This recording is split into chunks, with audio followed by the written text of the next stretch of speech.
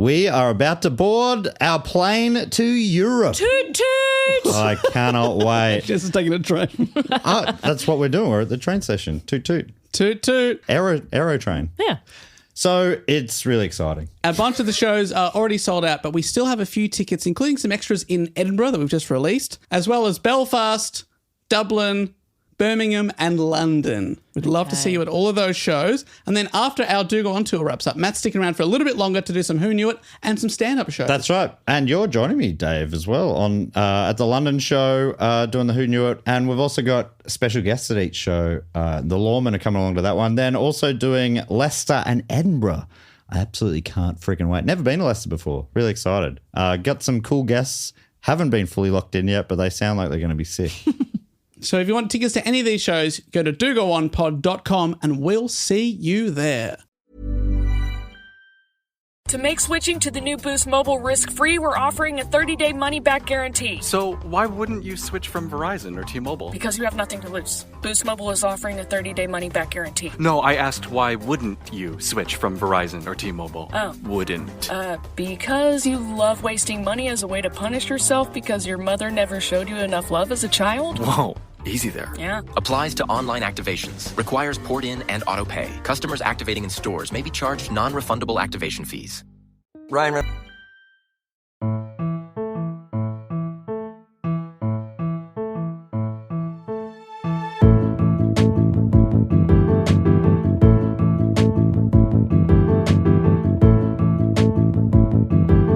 Hello and welcome to another episode of Do Go On. My name is Dave Warnocky, and as always, I'm here with Jess Perkins and Matt Stewart. Hello, I'm Matt Stewart.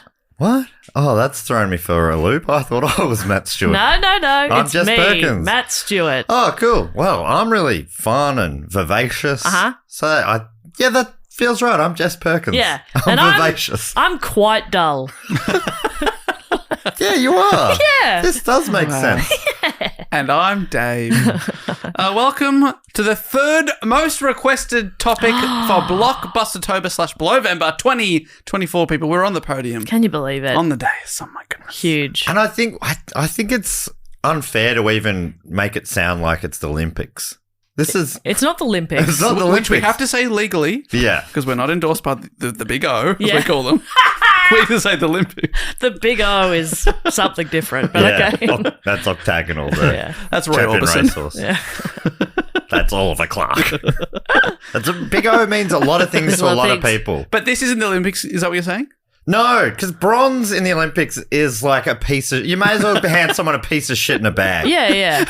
Imagine if you got the medal around your neck and then they said, also, this is for you. And it's a steaming bag. Third is second loser, okay? Yeah. But that's not the case in block. Third is actually very prestigious. Yeah, absolutely. Because this is out of like all topics and all people and everything that's ever happened. And here's the thing, people vote on these topics, right? So a lot of people wanted this. Do you know what I mean? But when you come third in the Olympics, nobody wanted you. Nobody wanted you. Nobody wants you. Your And parents you didn't don't even want you. that. Yeah. No one wants it. You deserve no one wants you. a little bag of shit. And like, say you came third in like, I don't know, like the... Equestrian. What's that? The third out of like 17 people worldwide who do that sport? Wow. Who can own a horse to ride in that event? In this economy? It means nothing. It means nothing. You're right. Oh, you're the third best super rich person. Yeah. At like trotting about. Yeah. And having a plait on your ponytail or You something. are doing a very good Jess. I do get riled up about stuff. Well, I'm riled up. Anyway, Dave, what are we talking about? Can I be mad again? Yeah, you can be mad Oh, again. thank you. And I'll be David and I'll say what we're doing here. I missed being vivacious. Yeah. I don't know if I fully know what it means, but I feel like I'm confident that is you. I don't fully know either, but I agree with you. Yeah. Now, do go on. What we do here is we often take it in turns to report on a topic, suggested to us by one of the listeners, usually go away, do a bit of research. And during Blockbuster-Tober/Blowvember, we've put out a poll, and Matt put out hundreds of topics, and they're all the most requested ones from our big hat, which has thousands and thousands of suggestions. And then thousands of people voted for them. There's lots of people voted for what they wanted us to talk about, and this is the third most requested one of the year. Can you believe it? And we always start with the question. Okay. And it's always a bit of a weird time during Block/Blowvember. Usually we don't know what each other are going to talk about. It's a complete mystery. But we've divvied up these topics a few weeks back. Yeah, but Dave, 10 minutes ago, you said, do you remember what it is? And I said, yeah, I do. And I've actually already forgotten. Brilliant. So I will I'm coming fresh at this. address this question firstly to you, possibly. Fantastic. And that is... Mongolia. Damn it. That's Matt's answer? Damn The it. question is, who founded the Mongol Empire? Mongolia. It makes sense. That does make sense. Who would you name an empire after? Oh, my name's Mongolia. Yeah. You start the My Mongol empire would be Jessolia. Yeah. That's pretty good. That's nice. It sounds like a flower. Do you think? Yeah. Can I get a bunch of the Jessolias? Oh, the Jessolias are gorgeous this time of year. Are Stuff like the that. Jessolias blooming yet? Yeah. Oh, they're blooming big time. Have you got- They're vivacious. What colours of the Jessolias have you got this year? Pink, purple, and blue. Beautiful. Yeah, we got the big three. But I've been working on a new one. Brown. Love that brown Beautiful flower. brown Yeah. flower. Beautiful brown. All I got to do is neglect the purple ones for a little while, and And you got it. Bob's your uncle. So, Jess, who founded the Mongol Empire? Feels like, was that a Lennon or McCartney? No. This is he appeared in Bill and Ted's Excellent Adventure. If that helps you. I haven't seen it. What? Should I see it? Yeah. Okay. Keanu. Is it Keanu? Keanu Reeves. Lock it in. No. All right, back to Matt then.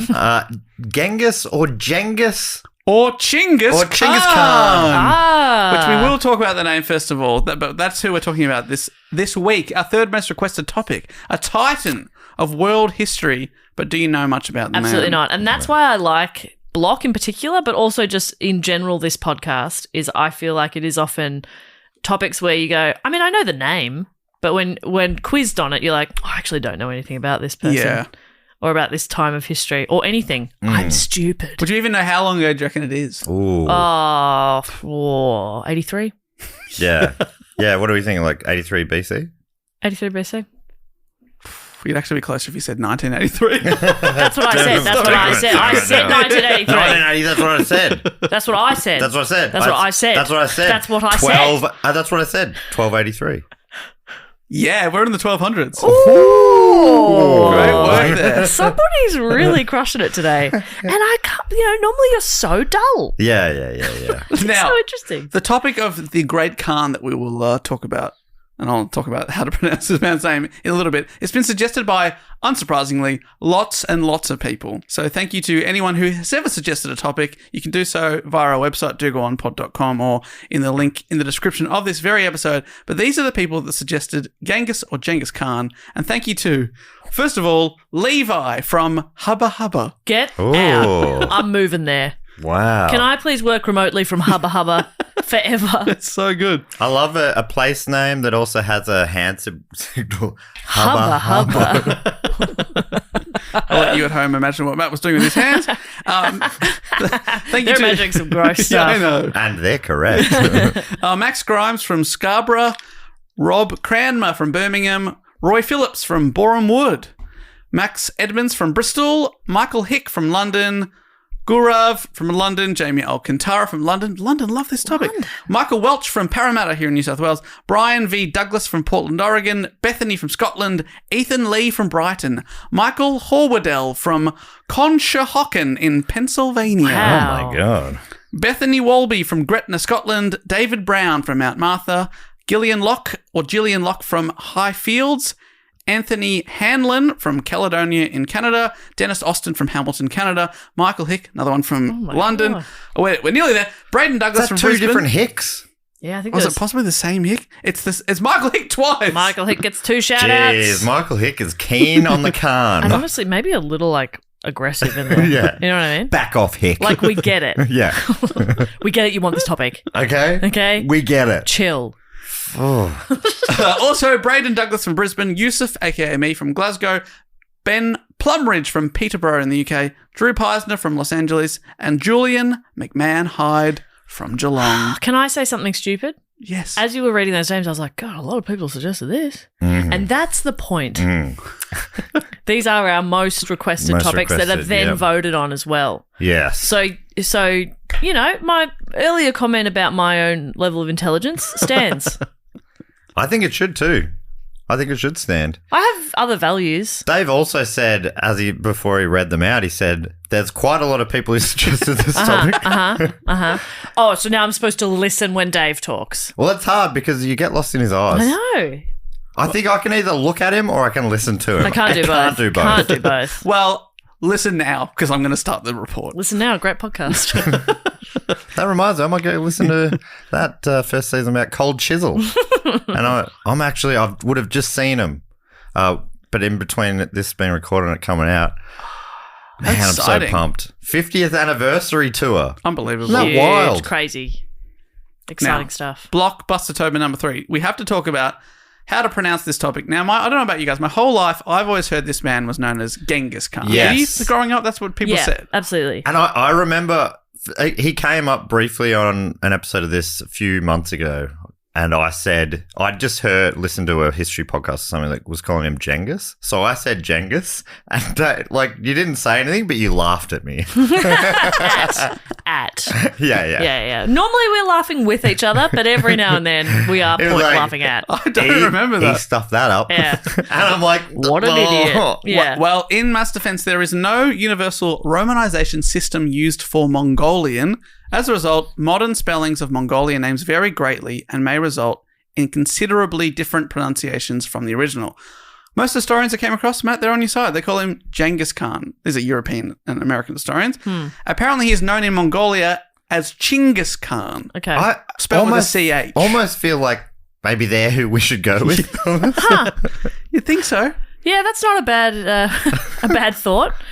But then I also heard another historian who's like an expert in this area. Again, I think he's an English guy. He pronounced it as Genghis Khan. Okay. Oh, okay. So what pronunciation are you going to go for today? I think I'm going to go with Genghis Khan. Okay. Because I've been watching the Netflix show Marco Polo, and they call him that. And I'm sure that's historically accurate. I'm sure. Which is about his grandson. Netflix? Yeah. Okay. Very historically accurate. This is like we're saying someone I know but don't know anything about. No one from Bill and Ted's. Yeah. I don't know anything. And they probably didn't go into the background too much on it. No. I don't have the time. I've seen it, but a long time ago. Yeah. Maybe a slightly cartoonish version of it. Yeah. Similar to their version of Napoleon. Right. And Abraham Lincoln and all the classics. Joan of Arc. But I've got to see this movie. Yeah, I remember it being a lot of fun. I imagine it's even better than I remember it. As movies usually are. Yeah, but I don't know anything about him. No. I'm wondering, is Kublai Khan a person? And if that is a person, are they related to Genghis Khan? Yes, that is the one that's in Marco Polo. That's his grandson, Kublai or Kublai Khan. That is one of the great names. Incredible name. Kublai Khan. Well, I'm excited to learn about Genghis Khan. Let's talk about Genghis. I'm almost certainly slip into Genghis as well. Yeah, absolutely. But you know who we're talking about, people. Yeah. All of them are great as well. Genghis is sick. Genghis is amazing. I like Chinggis too. Chinggis is very cool. I like that too. Genghis is fun. Yeah, it's all good stuff. It's like, that's why it's hard. Because I think if one of them was particularly cooler than the others, that's the one that we would have gone with. But they're all great options. Yeah. Too many good options. Embarrassment of riches. We are so lucky, aren't we? Embarrassment of riches? Is that anything? Please go on. Now, our story starts in a place known today as the Great Steppe, or simply the Steppes, a huge area of grasslands that runs 8,000 kilometres or 5,000 miles all the way from modern-day Mongolia through to southern Russia to Hungary. So it's huge. Whoa. Unbelievable. 8,000 Ks. Yeah. Holy shit. Yeah. These days, the eastern Mongolian steppes are home to the largest remaining intact temperate grasslands on Earth. Whoa. Quite nice. What does that mean? It's grassy. Right, but old grass. Yeah. Old grass. Uninterrupted grass. Right. So it's not like a drop-in pitch at the MCG, which is quite new grass. They probably drop it in from Mongolia. Really? Yeah. Jeez. That'd be cool. See that on Boxing Day. That'd be cool. Whoa, imagine if they had the oldest grass in the world. Imagine the tweak Warnie could have got out of that. Yeah. Now, according to Wikipedia, which is it's a grass website, but it's also a steppe history website. Is Wiki like one of the types of grass? Yeah, I think it's one of them. Yeah. My dad always knows different types. Oh, that's so and so. He can like look at grass and know what it is. And I'm like, God, you're. What do you got? Cooch? Yeah, Cooch is one. Buffalo. There's a blue, something blue. Oh yeah. I think blue is good for anything. Because on Who Knew It, there's a question that where people have to make up a species of animal or whatever. Blue is a great word to throw in there. Yeah. And my dad, he doesn't do lawns, he does breeds of cattle. Oh. Very similar though. Yeah. Cattle eats the grass. And but one he always talks about the Belgian blue. Beautiful Belgian blue. Lovely beast. Do you remember I thought you were just saying Highland coos with an accent? Yeah. I thought they were just cat, but that is what they're called. Yeah, but I think that is because of the accent, right? I But think then a it's lot of spelt like C-double-O. A lot of Scots writing is just like phonetically spelt with the Scottish accent. I think. Coos. Coos. Sorry, you've gotten one sentence in. Man, and you've I talked love about Highland grass coos. and we've just gone off on about cows. The grass website, the Steps website, Yes. Wikipedia. Kick-a-you? Is that one? Yes, something like that. Shut up or I will kick you. All right. Here we go. Since the Paleolithic age, the steppe route has been the main overland route between Europe, Western Asia, Central Asia, East Asia, and then Southern Asia, economically, politically, and culturally. Seen a lot of history in this area. Large parts of the famous Silk Road went across the Eurasian steppe. As in the actual Silk Road, not the one we covered, which was the, sorry, the real one. the dark web. So, The real one. we really should do the real one at some point. Nah. It's really fascinating, but I think that could be blocked next year. It's honestly a huge Can I topic. suggest you do it, Dave? Yeah, okay. I mean, I've already got the Wikipedia article loaded. It's been home to nomadic empires and many large tribal confederations, including the Scythians, the Xiongnu, the Huns, famously led by Attila, and of course, what would become the Mongol Empire. Attila the hunk. What a brute, but Attila the honey. in the 1100s, there were multiple tribes across the vast steppe. There were Merkits, Tatars, Turks, Naimans, and Mongols. There were just some of the dozens of different societies. And they all sort of butted up against each other. These were equestrian nomadic people who lived in felt tents called gers or yurts and moved between summer and winter campsites, herding yaks, camels, and sheep. A lot of big animals for you, I mate. They love had a thick summer animals. and a winter home. So good. That's Must be living. nice. That's living. Must be nice. Oh, we summer in the hill. You know, With summer in the yurt. gorgeous. So lovely. Love that. That's a lifestyle I want to bring back. Yeah, yeah. I want my back. winter home and my summer home. Yeah, follow the weather. It Yeah, makes sense. It does make sense. I tell you that my caught my mum saying that they were. I can't remember the context, but she basically said, "Can you can we're staying in the summer bedroom at the moment," and I'm like, "What?" And it turns out they just because to save on heating and cooling, they'll sleep in either their bedroom, or one of the kids' old bedrooms. And the different times of year, but it's so funny to refer to it as The summer bedroom. not Tom's old room. Yeah. But It's the summer bedroom. Oh, it's the summer in the summer wing. So it doesn't get as hot in that room for some reason. Okay. Yeah, I guess the sun hits a different thing That's or whatever. so funny. Yes, well, Well, Matt, it's October. We're in the summer room. we're in the summer room. You won't find us in the winter wing. Why are you looking at the winter wing of the house if you're trying to find me? I'm in the summer wing, Matthew. Over here through the library. Use your head, my boy. It's like, what That's is- incredible. That's so funny. That's really good. Mum, what happened to you? I'm like, you know you were a primary school teacher. Yeah. You weren't the queen. Come on. What's going on? I love that. So there's these groups of nomadic people. Female members of the groups held significant authority and managed the migration and trade. All right. Yes. Yes, and the men did a lot of the military Oh, stuff. who cares what the men are whatever, doing? They go out there and they kill stuff. Yeah, the women are like, off you go. Yeah, no, go hunt some stuff. Get them out of her hair for a bit. Get them tuckered out. Yeah. Let them run around. Get the energy They're out. a nightmare if they haven't got their energy out. He's going to sleep well tonight. I genuinely said that about my husband recently. He was running around with a footy and I was like, oh, he's going to tucker himself out. Won't be bothering me tonight. Fantastic. The societies travelled on horses that they rode since practically before they could themselves walk, meaning they were amazing riders. They travelled far and wide on short and stocky horses. Yeah, you got to see these Mongolian horses. I bloody love them. And the horses and people, yeah, you're going to look them up. So you keep talking. We're both just busy.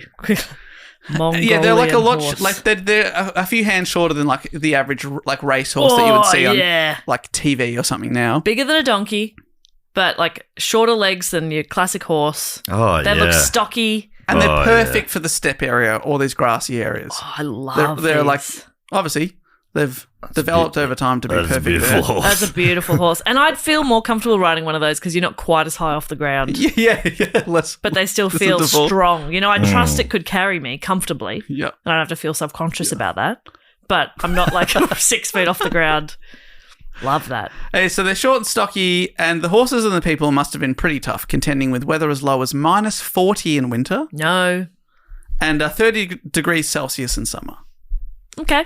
So that's not too. But if you think What a about range. That's a 70 huge range, degrees yes. range, like, and the people, they live in tents. Yeah. Which 30 you know, degrees there is some protection, but it's not as much as, say, you know, a brick building or something. But the horses, they're outside all the time, so Yeah. they're perfect for the conditions. They're tough. 30's sort of my maximum these days. Yeah. 30's enough for me. Minus 40 would be, that's beyond my minimum, Okay. I'll be honest. Yeah. I'm going to say that's 86 Fahrenheit. I know that people overseas will be going, what are you talking about? And minus 40? That's minus 40, baby. Whoa, is that where it connects? That's the one time it connects. Ah, nice. How about I always that? forget what that number is. Good trivia fact. These nomadic people were bordered on either side of the steppe by large city-based societies. In very, very, very simple terms, southeast of the Mongolian era was China, which was divided into the Jin and Song dynasties. They had millions and millions of people, very advanced cities. And on the west was the Islamic world, areas of present-day Iran, Iraq, and parts of Syria and Turkey. And the nomads are in the middle. These nomads would from time to time cause trouble and raid parts of the settled societies. The reason China started to build the Great Wall many, many years ago was to protect themselves from various nomadic groups from the Eurasian steppe. But usually because they were split into their different tribes, they weren't seen as too much of a threat. But every now and then, they'd unite and become an absolute force to be reckoned with and burst out of the steppe with ferocity. Whoa. And then often splinter again with infighting, which is what happened to the Huns after Attila died. Bit of a civil war goes on, and then they split back into their own groups. And they're not as powerful because they've got less soldiers and stuff. The Chinese would often play off one set of quote-unquote barbarians against each other, transferring their support and juggling their alliances as to prevent any one tribe from becoming too strong. Attila, did you hear what they said about you? Those guys, they said you ride a horse like a fool. I didn't. I wasn't sure if I should even tell you. Sorry, I would never use language like that normally, but I was just quoting what they said. I thought, oh, he deserves to know. Yeah, if someone had said that about me, I'd want to know. You want to know so. the truth. The people are talking about it. They did call you Attila the punk. Yeah. Just saying. I'm so sorry. I'm so sorry you had to hear that from me. You But don't yeah. deserve it. I don't. I think you look great. I when think you you're look riding a horse. amazing. I think you actually look elegant. I wish I looked so cool riding a Yeah. horse. You're so, great. But yeah, some of these others, barbarians. Not my word. Not my word. Not my word. Not my Quote word. unquote. That's what they That call wasn't me. themselves. Yeah. But yeah, they think you're a real stupid prick. Oh, God, again, not my words. Not my words. I hate to say it like that, but Oh, God, I hate being such a good that's friend a and real telling you the weight truth. actually off my shoulders. Oh, I'm such a good friend. Well, let me Oh, just my tell God. you, for a long time, it worked. You know, they divided. They knew if they united, they'd quickly become a fearsome enemy, so they played them off against each other. But they feared that someone would unite the tribes. And in about 1162, a boy was born on the steppe that would change human history.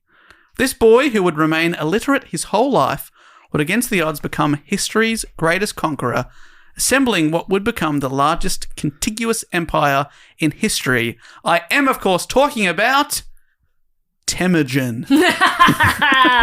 He got us. You got us. Sorry, I didn't mean to speak for you there, man. He did get me. Did he get you? He got me as well. Okay, he got us. I thought that was going to be Genghis Yeah.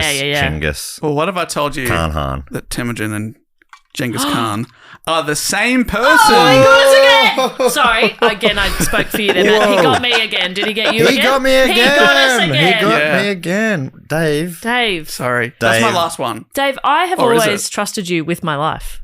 A mistake, probably. On many accounts. But I don't know if I can trust you anymore, you Dave, little trickster. What's I- going on?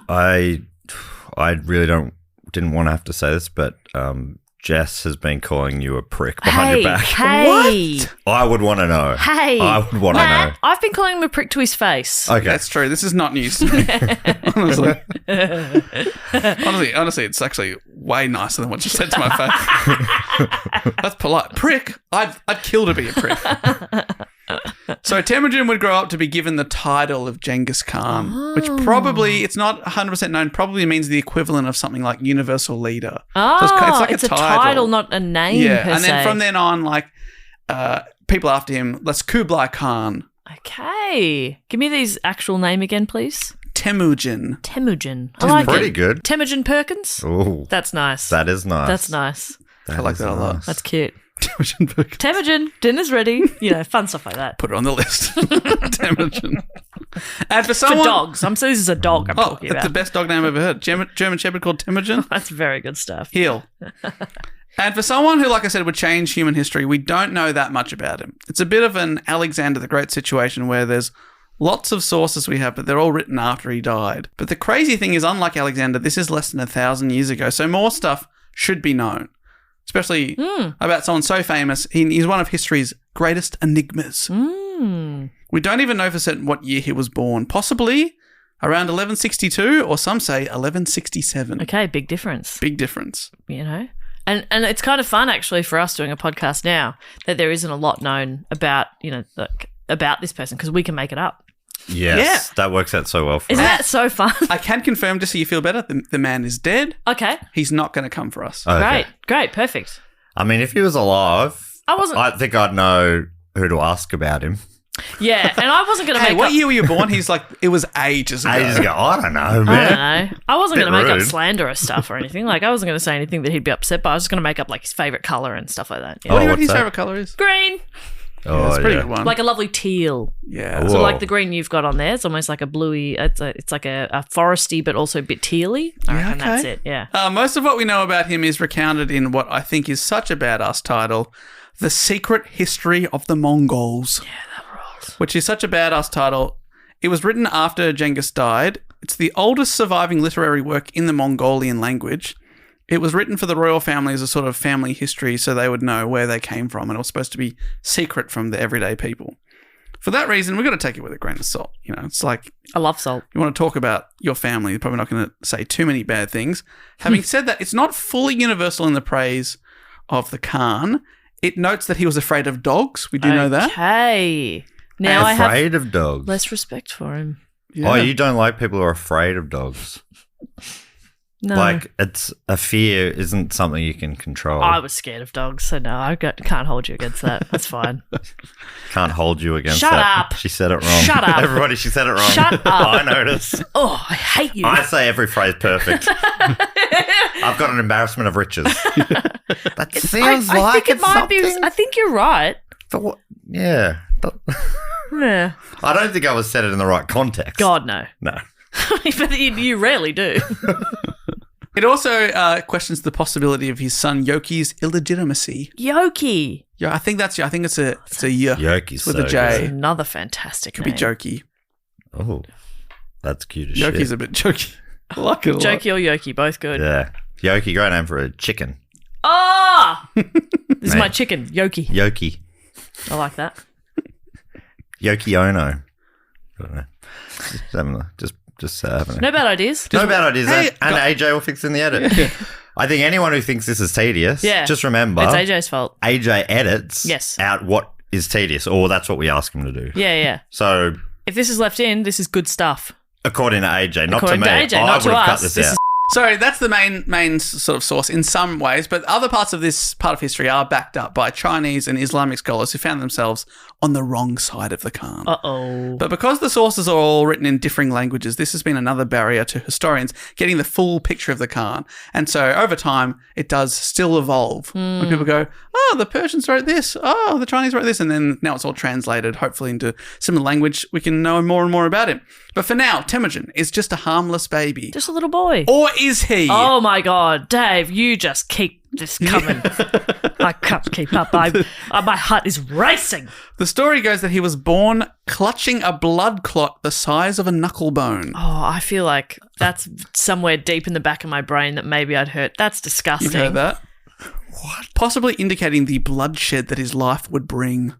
So that, like, You're doing a lot of that. are we saying there's either that didn't happen and that's been written after, or they saw that and they went, well, you know, they've put that onto him. Yeah, they're projecting. Don't you reckon? onto a Or do you newborn. As in, think, like, do they've you handed think, it to him and said, I reckon they've given it to him. can you hold that? I reckon they've said we actually need someone. You know how like babies will this baby, we need him to lift. they have that reflex of just like yeah. grabbing so you could onto put stuff. anything in. Put anything in his hand. So they could have, they should have put a basketball in there. Yes. You know? A golf ball. It could have been like, imagine that. Tiger Woods played when he was 4. Imagine. Yeah. Imagine imagine getting a a start zero. from the beginning. Yeah. Yeah. And I don't do the months like some people do. Okay. You don't do months. This kid's 5 months old. This kid's 0 till he's 1. Yep. Okay? Yeah. Oh, right. Yeah, 0. You're 0. Yeah. I'm not doing that. You're 0. You're nothing. And all zeros, same. Yeah. You know, none of this 1 month, 11 months, don't give a shit. Nah. All 0. You're 0. Yep. Okay? I fully agree with that. Matt and I are back on the same path. Yeah. Feels good. Feels good. Born clutching, blood clot the size of a knuckle bone. Did anybody check on the mother? No, don't worry about it. She's all right. She's fine. Who cares? He is also said to have been of divine origin, and now this is the bit where you're like, all right, they've written this later. His first ancestor having been a grey wolf, quote, born with a destiny from heaven on high. That is sick. Like, I love that. So many of the historical people we come across will be like, they descended from Zeus or something, you know, equally nonsense. But this is awesome. A wolf? Yeah. That's fucking sick. That's so good. If you're going to make it up, make it something sick like that. Zeus, oh, God. Who cares? Whatever. A wolf? I'm listening. Now I'm listening. Yeah. He was related to a turtle. It's a turtle boy. And he's got a hard outer shell. Yeah, he eats You try and pizza make fun of him. in the sewers. And if he falls on his back, he's in big trouble. Big trouble. Somebody help him up. Flip him over, please. Somebody help Please. him up. Come on. Flip over my boy. Flip over my turtle boy. Please flip over my boy. You there. I won't do it. Got a bad back, can't lay down. Well, someone get me a spatula. Someone get me a flipping stick. Right now. Boy, I'm coming. Boy, I'm coming. I just need a stick. Someone pass me a stick. I'll flip over my boy. I've just given birth. For God's sake, give us a second. Come on. Look at him down there. He's flopping. Wait, he can't. He was trying to flop. He can't flop. Can't flip. He can't flop. He will die. He will die. He will die. He will remember this. We're trying to get him to come out of his shell, okay? He will remember I'm this. trying to make myself clear. He will die. Get me a stick. Get me a stick. So it's like that. That's how he was born. That's a full picture. Secret history of the Mongols. Got Probably. it. Now, Oh, this is an educational podcast. it all started great. He was born to aristocratic parents That's good. and named after one of his father's defeated enemies to celebrate the victory. That's So, fun. That's fun. So you beat that guy, you're like, great. Well, I'm going to name my son after you. Suck shit. Dave, do you think you'd take it as a big insult if I named a child after you? Isn't that funny? That's really flipped around. Yeah. That's like about as high of an honour What you a can give beautiful someone. honour, yeah. I defeated you in battle. Suck shit. Now I've named a child after you. This little fetus, that's named after you. Look how weak it is. Exactly. It's on its back and I can't get up. That's you. Look at this 0-year-old. It's 0. You're nothing. You're nothing, just like it. My pride and joy. I love you. I love you so. I love you both. So it all started great. But then it all went wrong. According to worldhistory.org, his father was a tribal leader and he arranged for his son to marry Borte, which I was very disappointed to learn that's how people say it. It's spelled Borte, and I thought her name was Bort. Yeah. And I was Let's call her We're out Bort. of Bort license plates. Let's call her Bort. It's more fun. Okay, he's going to marry Bort, who's the daughter of another influential Mongol leader, and this is when they're kids. But are they going to let them get to the age of like 10 before they get married? Or is it it's like in the future to shore up our tribes together. Your son, my daughter, great.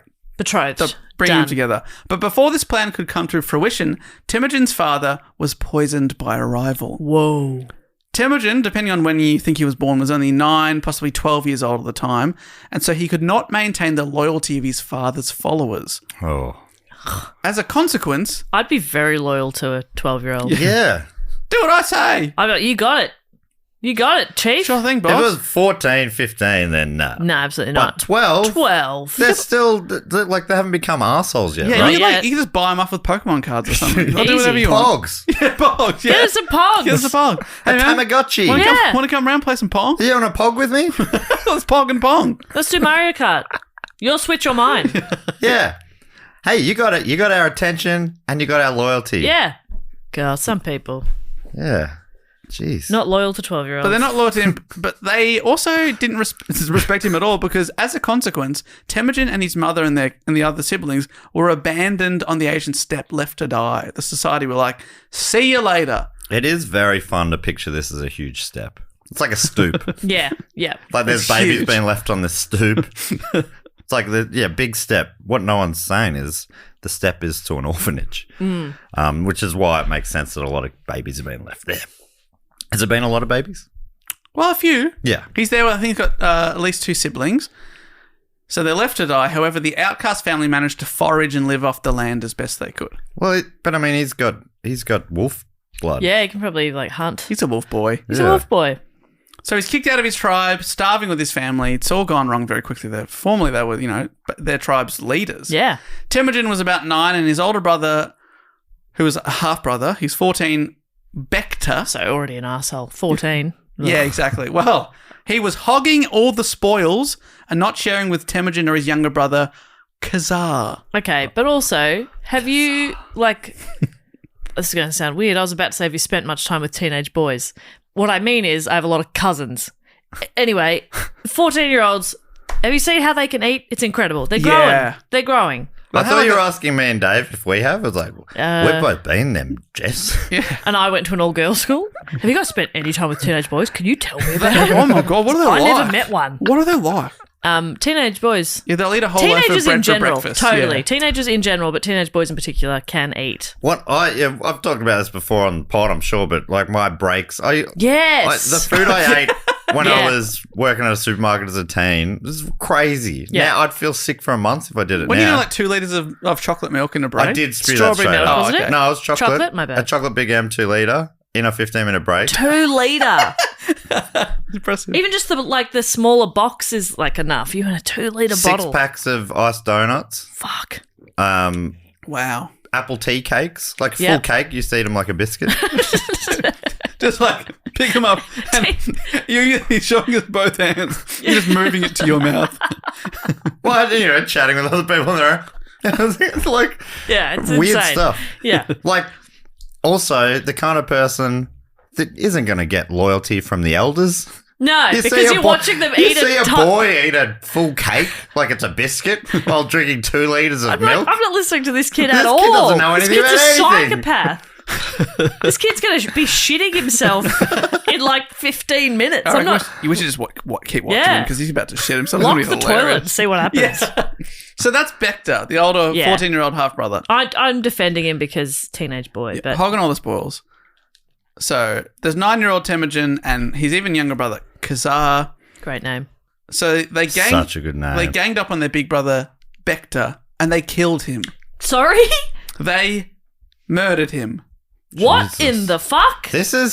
All of this is so biblical sounding. Yeah. Like, I guess all these stories kind of are, but don't you reckon this sounds like it's straight out of Old Testament stuff? Yes. Because I could have I almost would have understood if they beat him up a bit.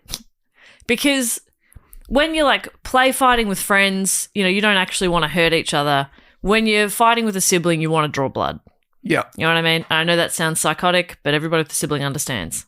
But I don't think I would have gone quite so far as to murder my brother, but occasionally he did eat all of the barbecue shapes and not leave me any. That's fucked. And I thought about it. Yeah, but he followed through. Wow, that's The 9-year-old and possibly the even younger. killed a 14. That's insane. So apparently it upset their mother who scolded them both. Do you reckon she was upset? Was it Scolded is was it such a her funny... son or was it the dad's son? Because he's a half sibling, isn't he? I think it might be the dad's son. Right. The dead dad's son. Okay. Yeah, that's a scolding. Otherwise, She's if it was her son, it probably would have been grounding or something. She's doing one of those scolds of, oh, boys. No, that wasn't That very boy. nice, Hey. was it? All right. Now, you apologise to your brother's corpse. You apologise right now. Okay. Okay? And then come in, we're having dinner. Yeah. And there's way more for us because that Yeah. dickhead's gone. Wash up, Come in for dinner. I can't say I'm mad at you boys. You boys. Boys will be boys. So it's kind of showing that, the lengths that he is willing to go to. It is a very violent society at the time. Is it? What is that? Is that fratricide or something? What's the word for that? Killing your brother? Yeah. Because I saw that come up on something recently. I think it was You were Googling it? Was it on the quiz thing that we do every day, Dave? A fratricide? Fratricide. Your brother really annoyed you and you Googled what it is? One that- I'm gonna kill it. I need a word for it. I need to put it into words. So, Fratricide. he became Wow. head of the family after this, remembering he's probably under 10. Shit. But maybe 12. Maybe 12, so we can excuse that. And things went from bad to worse when Temujin was kidnapped, What? which was very common in this part of the world during this time. It was a real dog-eat-dog world, not a lot of rules or laws governing the land. Genghis's father had actually kidnapped his mother. Okay. A beautiful courtship. It happened a lot. Yeah. You said before he was afraid of dogs. Now you're saying it's dog eat dog world. Well, that's terrifying for someone to Yeah. witness. But are there actual dogs? What's the dog deal? Well, if he came from a wolf. Yeah, he came from a wolf. Where does he? So he's afraid of dogs. Uh-huh. Yeah. He's part wolf. Yeah. That's It's a true. dog eat dog world. Yes. What? I'm so where? What? Well, can I just say that I'm a human and I'm terrified of humans. Oh. Probably the most dangerous animal of all. That's something that Some of the worst people I know are humans. Yeah. That's just the thing I've been thinking about lately. Mm-hmm. That humans. Yeah. Imagine maybe the world would be better off without them. Just something I've been thinking about. Okay. I love it when he thinks. Yeah. Because some people say the most dangerous animal's sharks. Some people say it's a lion. But yeah, I think humans, if you think about it. I think mosquitoes actually are probably more dangerous than... He's got you there. She's got you there. I hadn't thought of that, but you're Yeah. right. Mosquitoes, the most dangerous animal of all. Yeah. Yeah. Anyway, it is good to think. it is Dave, good to- back over to you. It's good to have a little think It's every good to now have a and then. think every now and then, I've always said. So he's already had quite the life. He's kicked out of the family, kicked out of the tribes, He's murdered his brother, he's kidnapped. murdered the brother. He was imprisoned in a camp with a wooden collar around his neck to prevent him from escaping. But according to Britannica, one night when they were feasting, this is the other tribe that have captured him, Temujin, noticing that he was being ineptly guarded, knocked down the sentry with a blow from his wooden collar and fled. So he sort of just swung it at the guy. Wow. They searched all night for him, and he was seen by one of the people who had captured Temujin, but the man was so impressed by the fire in his eyes, he did not denounce Temujin, but helped him escape at the risk of his own life. Bloody hell. Wow. This man's name was Sorkwan Shira, and later when Genghis was all-powerful, he came back and found Sorkwan Shira and rewarded him and made him a general. Wow. Which is classic Genghis. He often rewarded those loyal to him and punished those who were not. I get that. Another time in his youth... yeah. Never cross me, you two. I never would. I've seen what you do. Another time in his youth, Temujin was looking for some stolen horses. He met another boy called Boorchu, having a real stab at that name, Boorchu, who helped him get back the horses.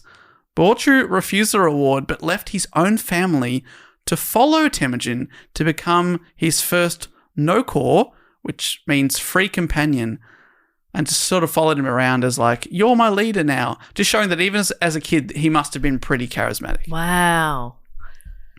Like you. Leadership material. That's right, school captain 2002. Mm-hmm. And look at me now. I was school captain and blue team captain, so go fuck yourself. We school captain? I thought you were drama captain. 2002? Yeah. So primary school? Yeah. Yeah, I was school captain and... Oh, no, it's high school that they didn't have school captains, is that right? No, we had school captains. Oh, I thought there's some loophole that you go, No, I've just always been a natural leader. oh, look at us now. Yeah. Both of Why are this you podcast. trying to bring Jess down? Yeah, he doesn't like women Strong in, women. in Yeah. leadership positions. He's like, he would prefer to say that role never existed. Yeah. It's why he won't let me be CEO. Yeah. Even though that it's the three of us, I'm secretary. Yeah, I know. Yeah. And not like Secretary of State, No, sort no, of no, like just highfalutin secretary, like literal. keep minutes. You're on the phone. Yeah. I actually thought your contract said junior secretary. We don't have contracts. Should we have contracts? Yeah, we should get into that. Oh my god. We should get into that. We should get into We should contracts. get a contract law. Let's all quit and do something else. Oh my God. Should we? Should we start a company that does contracts? Yes! I think we'd be really good at it. I mean, Do contract on!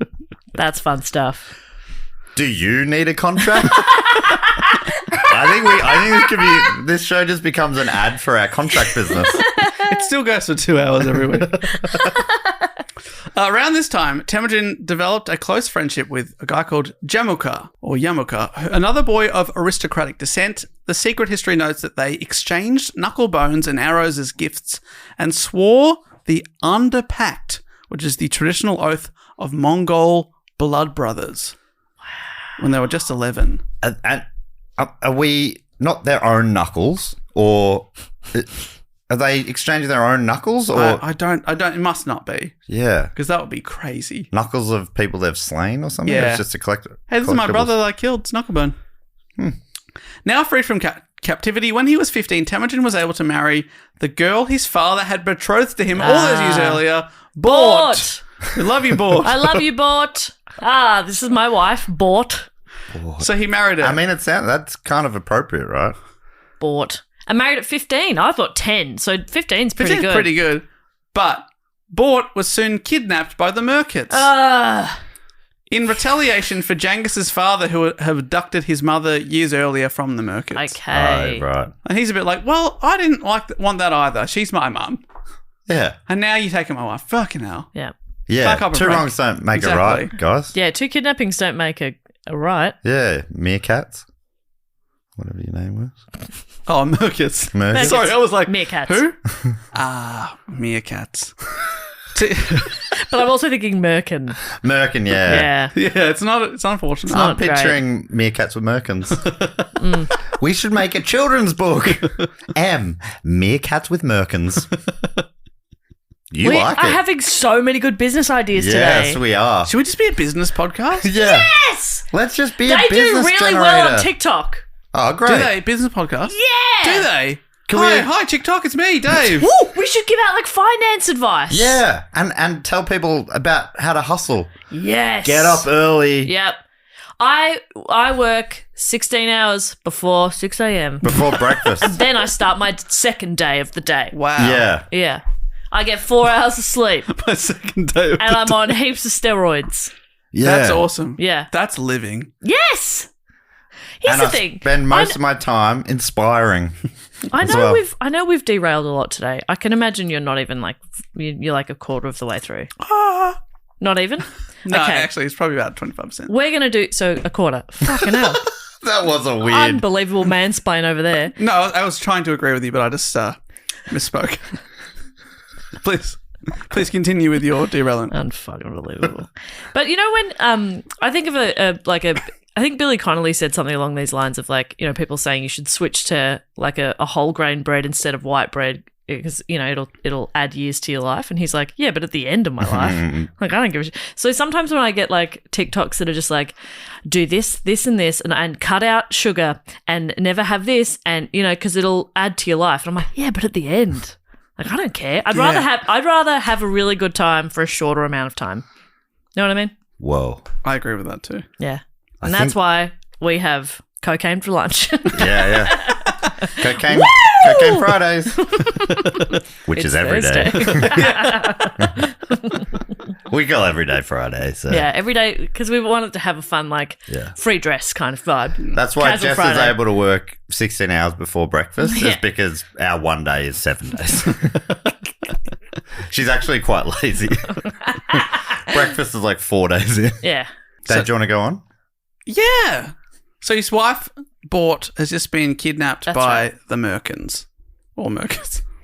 To get his wife back, Temujin appealed to Togrul, who ruled another tribe, and also his childhood friend / blood brother, Yamuka, who had by this point also become chief of his own tribe. So he reaches out to two powerful friends, says, hey, I need help getting my wife back. Okay. Both chiefs were willing to field armies of 20,000 warriors. Jeez. It's pretty good, isn't Yeah. it? Well, I'll lend you 20,000 men, no worries. And with Yamuka in command, the battle was easily won and Temujin's wife, Bort, was rescued. How much effort are you two going to if I'm kidnapped? I don't think I can do 20,000 soldiers. It's just 'cause $20,000? we don't know 20,000 people, It's true. let alone 20,000 soldiers.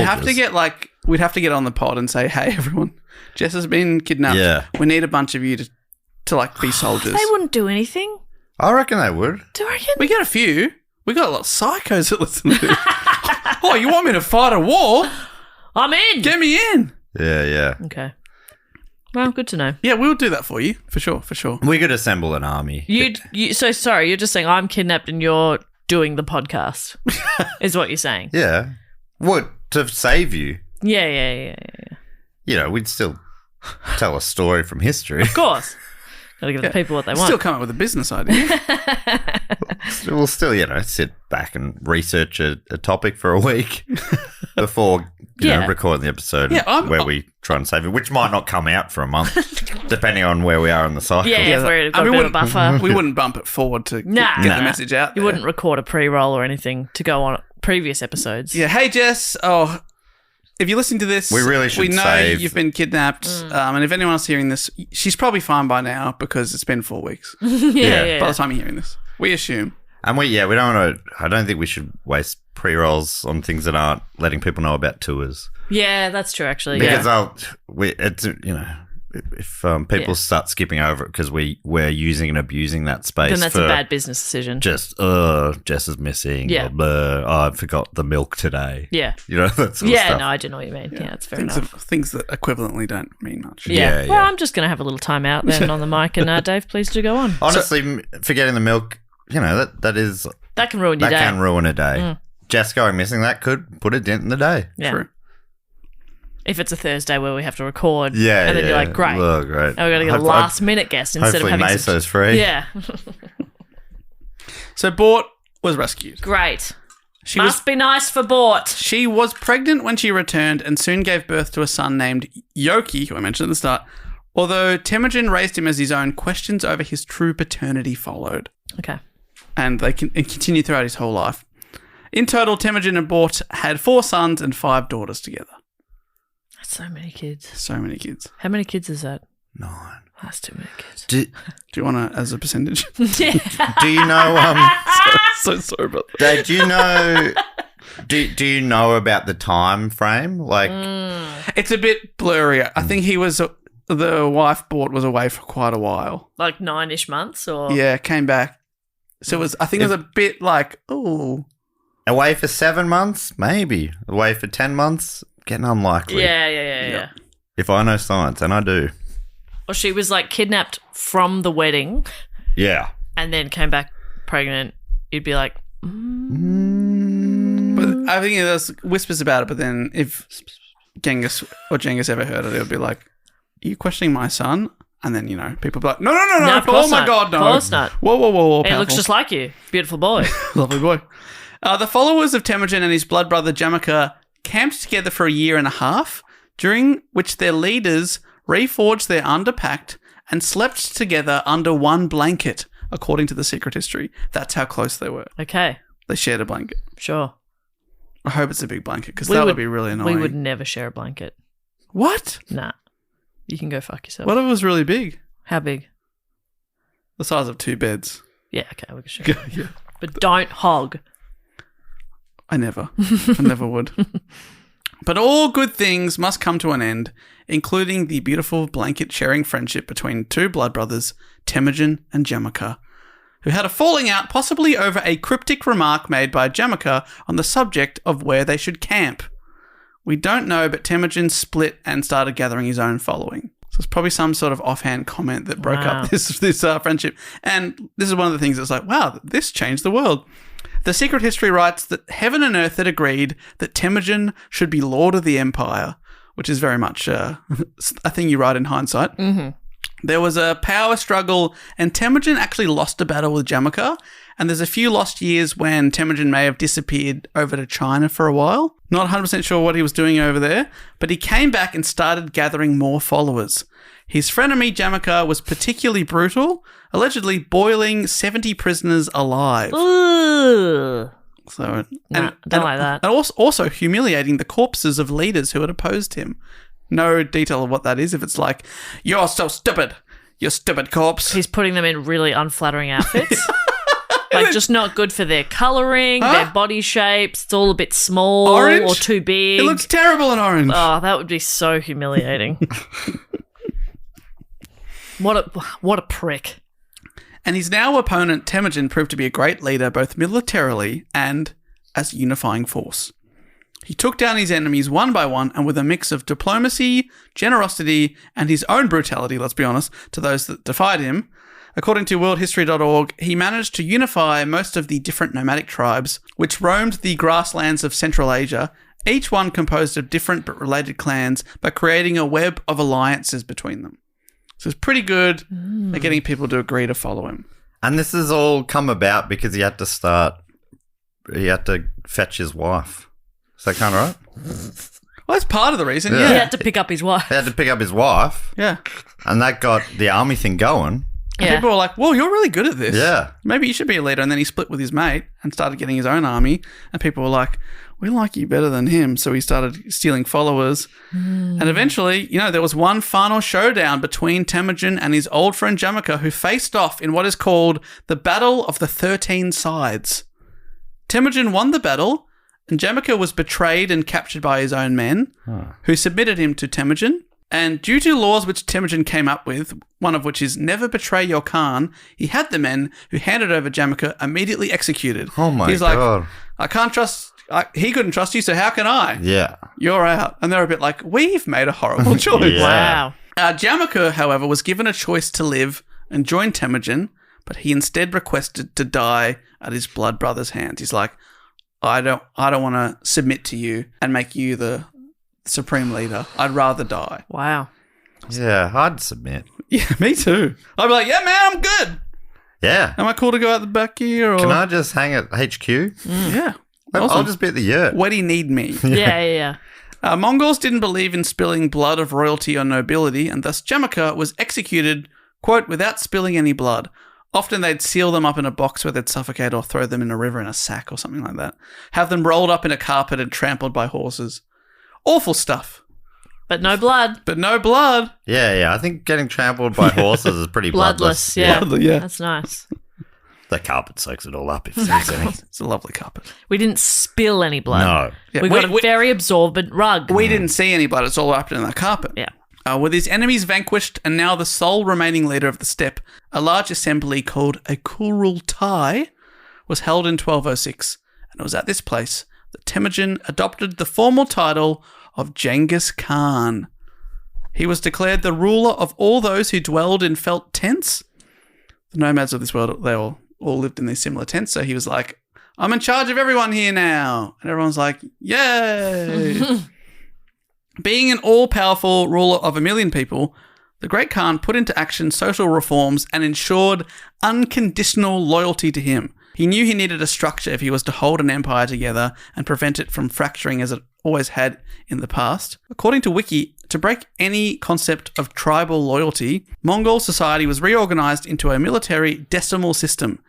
Each man between the age of 15 and 70 was conscripted into a minkad, which is a unit of 1,000 soldiers, which was further divided into units of hundreds and then tens. The warriors of defeated tribes were dispersed to different units to make it difficult for them to ever rebel as a single body. So you go over there, you go over there, you go over there, so you can't ever come together and rise up. You're now just one of 1,000 or one of 100. Very, very smart. Yeah.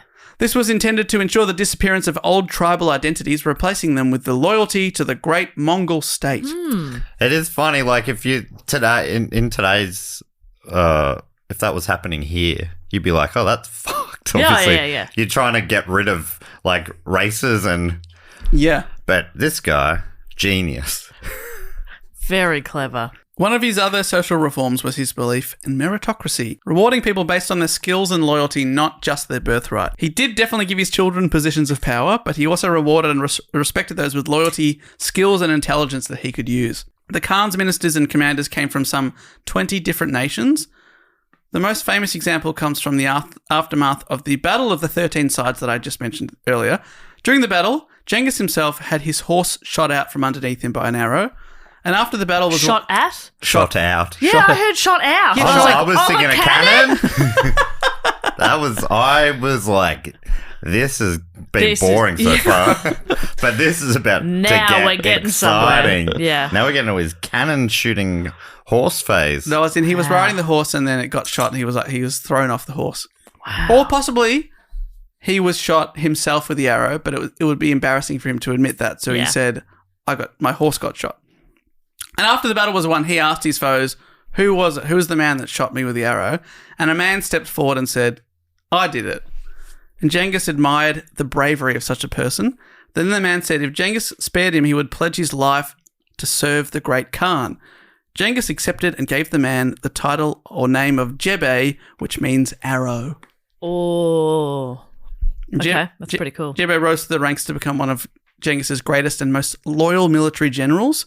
He's been described as the greatest cavalry general in history for his unorthodox and daring maneuvers. Wow. Yeah, so he just he came up with the figure eight. He was the first guy on horseback to do the figure eight in battle. And people going like, where's he going? Where's he going? This is so unpredictable. He's on the loop-to-loop. Now he's turned around. He's gone back the other way.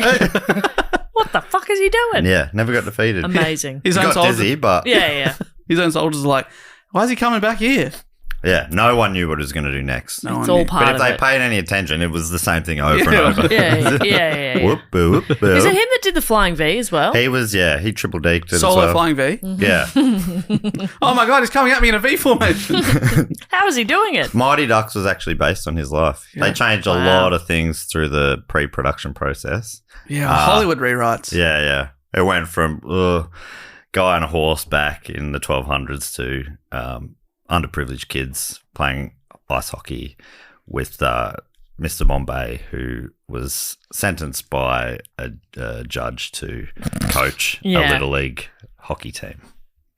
So, I mean, you can see now that I've said it, you can probably see. Yeah, but the original writer still accepted the Oscar nomination for Best Screenplay. Yes, Best Adapted Screenplay from the book. None of the thing that he wrote made it. Yeah. Made it to the big screen. None of it made it. He was at the premiere going, where are the horses? Sidney Schoenberg got involved.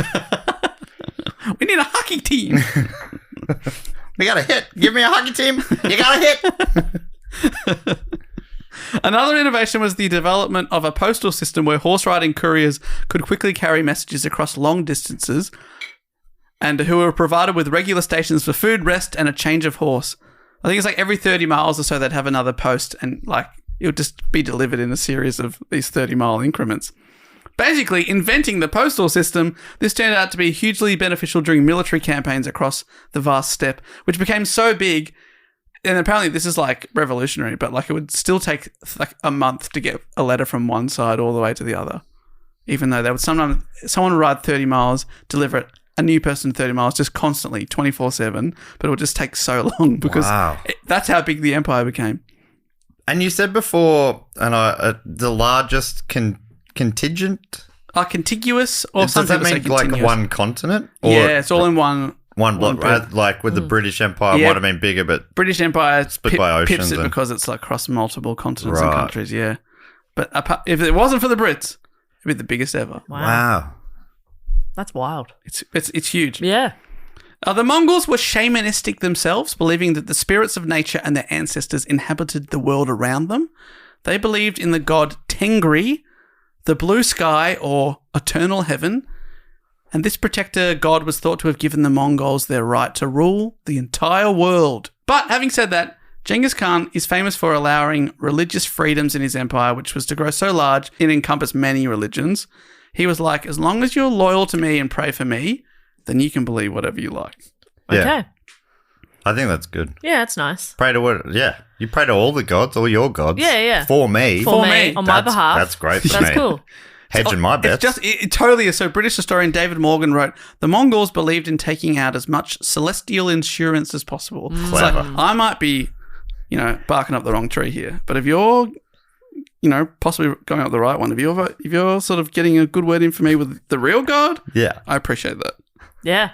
So as long as you're praying for me, we're all good. I like that. And we ask that all religious people pray for the pod. Of course. Thank you so much. Thank you so much. Pray on behalf of the pod. Yes. And for the pod. Yep. And to the pod. To the pod. Thank you. Thank you. Amen. Dear God, about our pod. He also instituted a list of laws called the Yasa that governed both society and battle, and the punishment for going against the Yasa was often death. So people were held to account. Yeah. Mostly out of fear, I would say. But still, they were held to account. One of the elements that made the Mongols so effective was their military, which was like the best. They were unstoppable. Initially, it was based around horse-mounted archers. However, as the army went, they would recruit new people from different backgrounds and be like, great, you're fighting with us now. We love what you do. Oh, cool. So you can't ride a horse, but you can ride a dolphin. We can use that. Awesome. We need a navy. That. Yeah, that's the navy now. Dolphin navy. Pretty cool. That will, how do you beat it? You can't beat a dolphin. You can't beat a dolphin. Shark army. Oh, my God. Mosquito army. Wow. Yes. With mosquito army. You can't ride a horse, but you can ride a mosquito. That's way more impressive. If you could train 1,000 mosquitoes to all get together and fly you around. Has anyone tried that? Do you reckon 1,000 would be enough? I don't think that's enough. And I don't think they can, because ants can carry some insane... 100 times their body weight or something. Yeah, I don't think mozzies can do that. So how many do you reckon? What do we need? Billion. Yeah. For one person? Yeah. Mozzies are very small, Dave. I'm also one? quite small. Sure, okay. Yeah, sorry. I thought you meant a person. A regular person. Billion Yeah, for an average person, 1,000 for a Dave. Yeah, It's a 1,000 for a big Dave or difference, children. Dave. That's quite a difference. I am 1,000th of most people. No, it's even more than that. I'm 1 million. This podcast is brought to you by Squarespace, the all-in-one website platform for entrepreneurs to stand out and succeed online. Whether it's your first ever website or your business is expanding, Squarespace makes it easy to create a beautiful website and engage with your audience. Yeah, they make it really easy to connect your socials and your multimedia accounts to your website in just a few clicks as icons, direct links, or embedded feeds. Sellers can also sync their product catalog directly with Instagram, Facebook, YouTube, and Google to reach more customers and reduce the steps for a purchase. Make it nice and easy. I'm just going to come out and say it. I love Squarespace. Yeah. I've been holding that in for a little bit, and it feels good to get off my chest. I love Squarespace. I'm glad you went first because I'm going to back you up right now. You love I agree. Squarespace? Oh, my God, Jess? Guys, I've always loved Okay. Squarespace. Hey, did you know Squarespace has now introduced design intelligence? What does this mean? Well, let me put it into terms that even I can understand. Basically, it's the culmination of 2 decades of industry-leading design expertise with cutting-edge AI technology to unlock your strongest creative potential. That's basically what it is. That's basically, just to put it into terms that we can all understand, design intelligence empowers anyone to build a beautiful, more personalised website tailored to their unique needs and craft a bespoke, and this is what we're talking about, the three of us most bespoke types in town, digital identity, a bespoke digital identity to use across one's entire online presence. Yeah, but let's not just talk about the online presence. Let's talk cold hard cash. Okay? And Squarespace Payments is the easiest way to manage your payments in one place. Can I quickly just insert a sound effect there? Cha-ching. Yes. It's very fast and easy to set up. You can get started in just a few clicks and start receiving payments straight away. We love it. And listen up if you want to have a little saving your way too, because head to squarespace.com/do-go-on. That's squarespace.com/do-go-on for a free trial and to save 10% off your first purchase of a website or domain. To get people excited about Boost Mobile's new nationwide 5G network, we're offering unlimited talk, text, and data for $25 a month. Forever. Even if you have a baby. Even if your baby has a baby. Even if you grow old and wrinkly and you start repeating yourself. Even if you start repeating yourself. Even if you're on your deathbed and you need to make one last call. Or text. Right, or text the long-lost son you abandoned at birth. You'll still get unlimited talk, text, and data for just $25 a month with Boost Mobile. Forever! After 30 gigabytes, customers may experience slower speeds. Customers will pay $25 a month as long as they remain active on the Boost Unlimited plan. Forever. But it all started on horseback. The Mongols, like I said earlier, they're incredible horse riders. They're doing it since they were born, both being taught to ride by the women of the society who also themselves are incredible riders. Everyone's a great rider. They're So awesome. cool. The horses they rode were tough and perfectly suited to traveling the steppe, those little chunky guys we saw before. And the riders were pretty badass themselves, and they could ride all day long and cover vast distances, which surprised and shocked their enemies. They moved way faster than any other army. Because most armies have like a supply train that has to go with them. Right. But the Mongols, they're able to travel and live off the land. So they don't have to wait for anyone. They could all just travel as fast as a horse. That's pretty fast. So it's way faster than anyone else in the society at the time. And each rider had up to 16 spare horses or remounts with them. What? So they could swap horses all day long. You'd fang it on one horse for a few hours, and then you'd have your backup horse. But each rider had 16 backup horses. Up to 16 horses, yeah. But then the horse that you've just got off because you're like, well, this one's fanged it as hard as it can. It's still with you, so it still has to keep running. So it's a bit tired, but it's not been traveling with 100-kilo man. It's back of the and all pack the packs kind of thing. and all that sort of stuff. Yeah. That's insane. And also, do you not find here's my one horse and that's my 16 spare it's horses? It's crazy, isn't it? And they'd get to a battle and they'd ride out with one horse, and then they'd come back and be like, "Hey, you're up," and then get on a fresh horse. And their enemies, they've only got one horse. They're like fucking Jay Leno with all these cars. He's got like a plane hangar, thank you, filled with cars. They're just like, all right, well, what horse am I going to take today? Yeah. That's great. That's my everyday horse, and that's my weekend horse. Sometimes in the army they'd have 80,000 guys. Imagine they all had 16 horses. How many horses? That's too many horses. Just why not just have also spare soldiers for all of them, right? So that's how I'd do it. You do it in shifts. 15 of us chilling. Yeah. One out the front, fighting the good fight. Yeah. And we just let us know. You're doing great. Yeah. Give us a wave. Give us a wave when you need us. Yeah, when you need a sub. Yeah. Well, it might need to be a shake because some of us are nodding off, but yeah. I'm having a nap over here. Yeah, but the way these thick horses get about, rocking me to sleep. That's broken my brain a little bit. The 16 backup horses. Yeah, how do you wrangle them? If they all had 16, no, apparently they were so well trained, the horses, that they would follow them like dogs. Oh. Okay, well, speak for your own dog. Yeah, my dog's so okay. They're all well trained, like a well trained dog. Okay, thank you. Which just walks alongside you. Yeah, it just follows you. Sure. Yeah, it doesn't get distracted by a smell. Doesn't go, I want to live with them now. You're like, what the fuck? Doesn't go, that person has treats. I've looked after you for 5 years. Just runs off and disappears. Yours doesn't go, I'm a bit warm, I might just jump in that river for a bit, even though I can't get out of the river because I've got small legs. Does your dog do a lot of sniffing, or have you given it a sniff limit? Because I know some people do that with dogs. Is that episode of Who Knew It come out by this time? I think so, yeah. That's a classic Dave Warnocky tweet from 2015. A good year for Dave Warnocky. 15. I think that'll be episode 111. She talked about on Who Knew It with Matt Stewart, with Jess Perkins, Zachary Rowan, Miss Wittrup. A lot of fun. But yeah, you got to limit the sniffs. You got to limit the sniffs.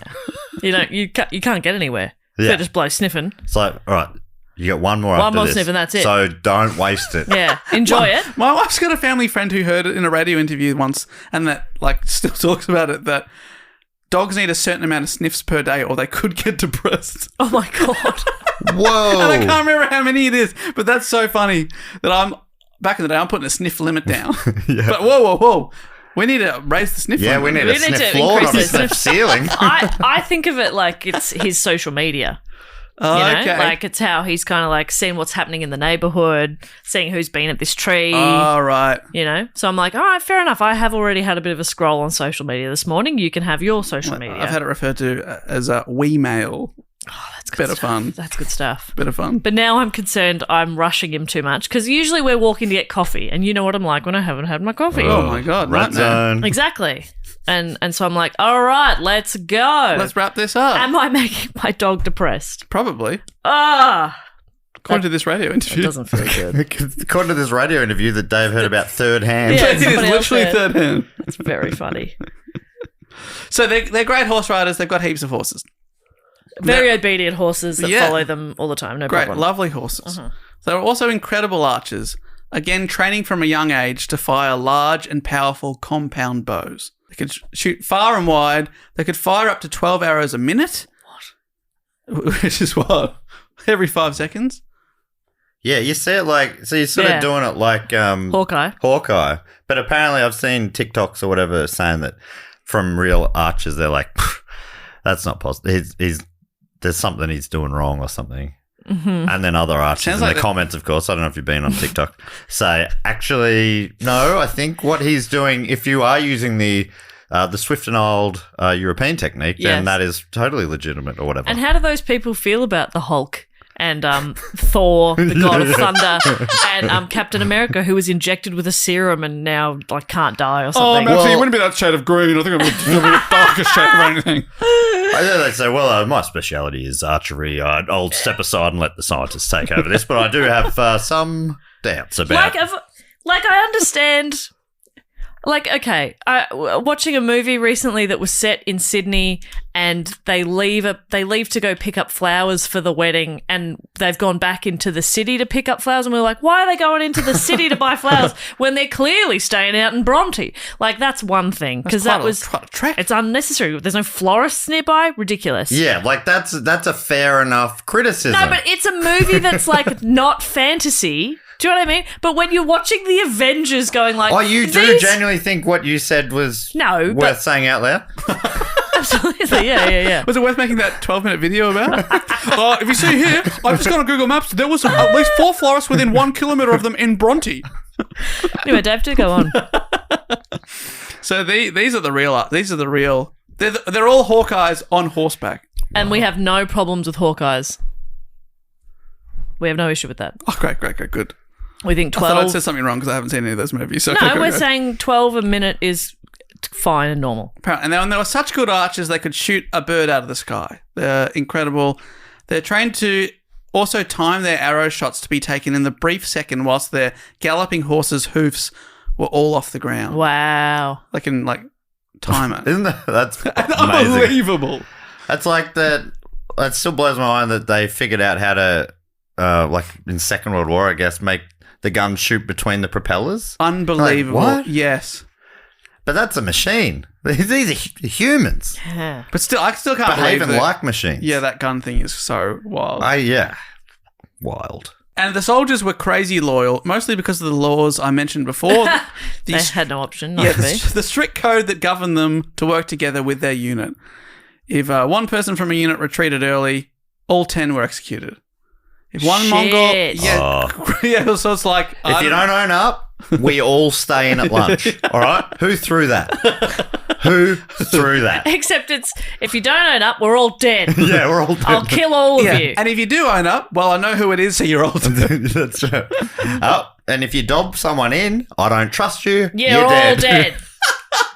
So would it be fair to say that it was a pretty stressful... time to live? I reckon. I was wondering because sometimes you go, geez, a pretty brutal leader, but got everything going. Were things good? Was it a good place to live, but maybe not? Yeah, I mean, well, they won a lot of battles and got a lot of loot, treasure. What's the happiness scale? Did they do those sort of happiness scales back then? Yeah, they had the happiest city in the world. Yeah, really? Whoa. Wow. And they didn't even live in cities. Yeah. That's not bad. Maybe that's the key. Nomad, vagabond. Call me what Don't you live will. in a city. Don't live in a city. God, a city will just drain you. If one Mongol was captured and the rest of the unit didn't attempt to rescue him, all executed. If one Mongol goes into battle harder than the others and the rest don't follow... Harder? Yeah, so it's like you're fighting if one goes, in... Fully erect. Then you all have to be. One in, all in. Yeah. Okay? I understand. Oh, man. Painful. You don't want to be a stage fright guy, do you? Yeah. I really have to have more of an emotional connection. So, wait, is the person who goes in harder than everyone else, are they punished or is everyone else punished? Everyone else, head cut off. Because it's like... Hey, he's brave. Why wasn't everyone else brave? You should have followed him. So it means that whoever the bravest, everyone has to lift it. They're always pushing. I guess if you think I'm guaranteed to be killed if I don't step up here. Yeah, you may as well. I may as well have a go because I'm not guaranteed to be killed by the enemy. Not a bad system. I'd be dead so fast. You'd be rolling off that hill. I'd be rolling off that hill. I'd be like, my horse, I'd be riding that the opposite direction. I'm good. Sorry, the horse is Your doing 16 it. horses. My 16 horses and I would go off. You couldn't quietly retreat either. I know. You got a herd coming with you. The great thing, if you lost a few men, what happens to their 15 spare horses? They just keep following because they're very loyal, apparently. Yeah. Definitely don't go in the river. They all get put in a box as well. They don't believe in spilling horse blood. Well, actually, they did. Oh, okay. Because they made an alcoholic drink out of horse milk. Sorry. Which is pretty... that's how they'd survive off and off the land. If there's nothing to eat, they just have horse milk. They milk the horses, they have that. But they'd also cut the horses, drain a bit of their blood, mix it with the milk, now you've got an iron-rich Oh, supplement. it's a cocktail. Yeah. So they did bleed their horses to survive. Do you watch After Party? I feel like maybe What's that? It was like a murder mystery show, comedy murder mystery. But anyway, I think in the second season, I think they brought that alcoholic horse milk to drink at the wedding. Oh, wow. I might be making that up, and he spewed it all up. Of course. Funny stuff. I did like the show. Yeah. Love a murder mystery comedy. Me too. And I've started getting into horror comedies as well. I watched Absolutely not. Totally, what was it called? It was like a time travel. It was sort of like Back to the Future and a slasher.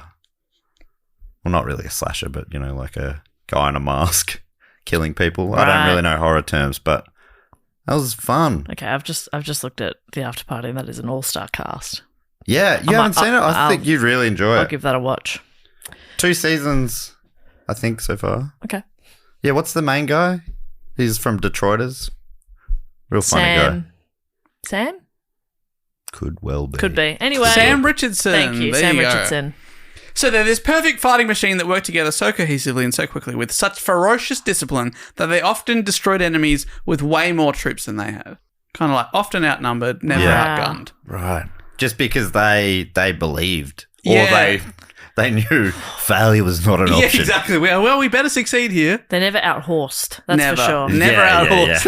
I have too many fucking horses. That's stressing me out, the number of horses. too many horses. Too many. But, like they live on the steppe, there's a vast grasslands, there's plenty of... Yeah, so the Food for horses the can horses. always feed, and they're feeding off the horses. Yeah, it's a great They're system. supping of the horses' teats. I couldn't even name, if I had 16 horses and I had to come up with names for all of them, God. You've famously, your favourite website is a horse name generator. Jess, if anyone was going to be able to do that, it'd be you. Oh, God. How am I going to come up with 16 names?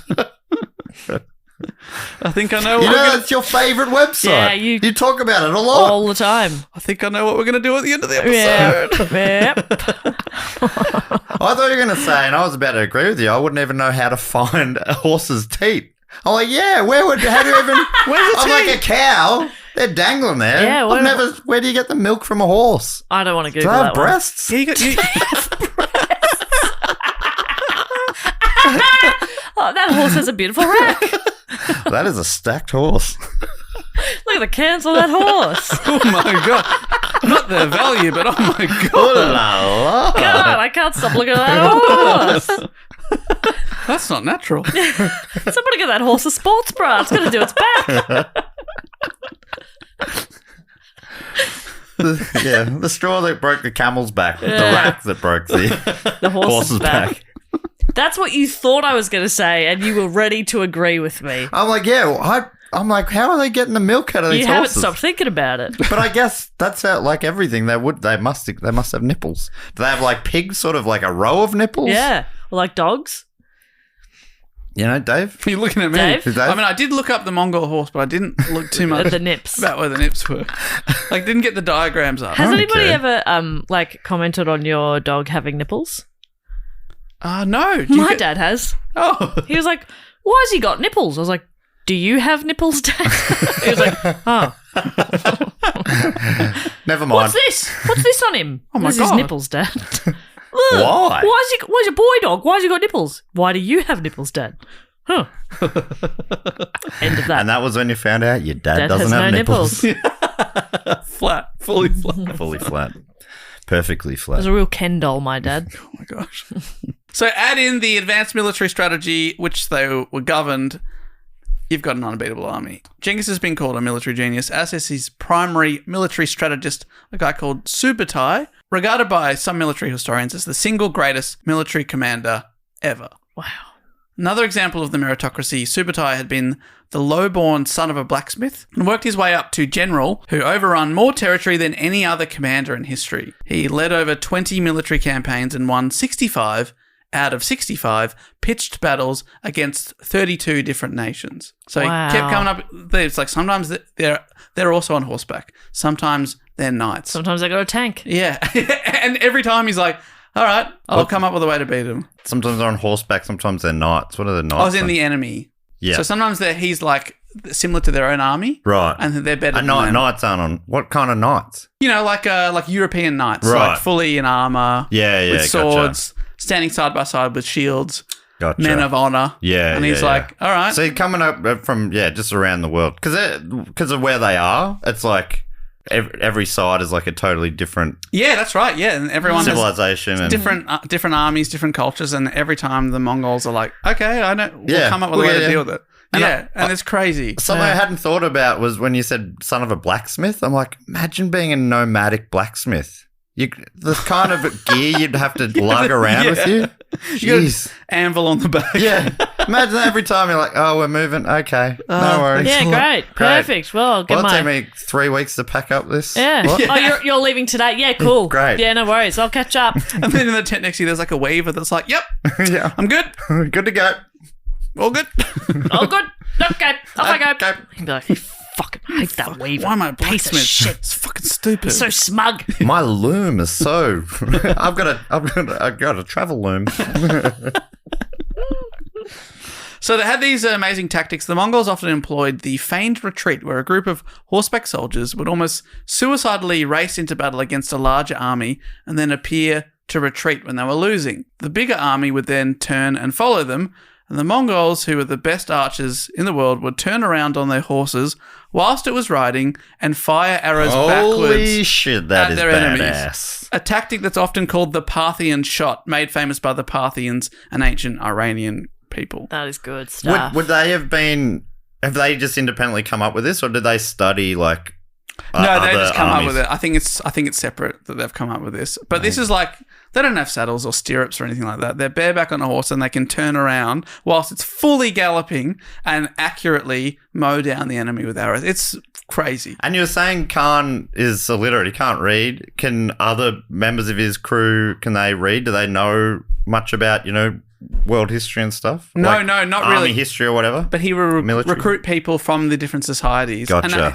the reason that the history of the Mongols is the oldest surviving Mongol text is, in the society, no one could really read or write, but he saw the value in writing down your history for the empire. So he actually got, I think it was the Mongol, the first language, they got the Uyghurs, who are another group in the area, to come up with an alphabet to write down the Mongolian language. Wow. So yeah, and even though he couldn't read and write it himself, that he would get scholars to write stuff down. So, and he'd borrow a bit from this society, society. Yeah. He's a very multicultural guy. Yeah. The same sort of tactics with the scholars that he had in, like if you don't get a new letter by the end of the day, you're dead. You're dead. But if one of you gets a letter, everybody else has to also get a new letter, or you're all dead. So really, if we don't have an alphabet by the end of the day, you're dead. You're dead. You're all dead. Yeah. So it took years because they kept failing. Lost a lot of good scholars. And a lot of duds. Yeah, actually, to be honest, Mostly duds. mainly duds.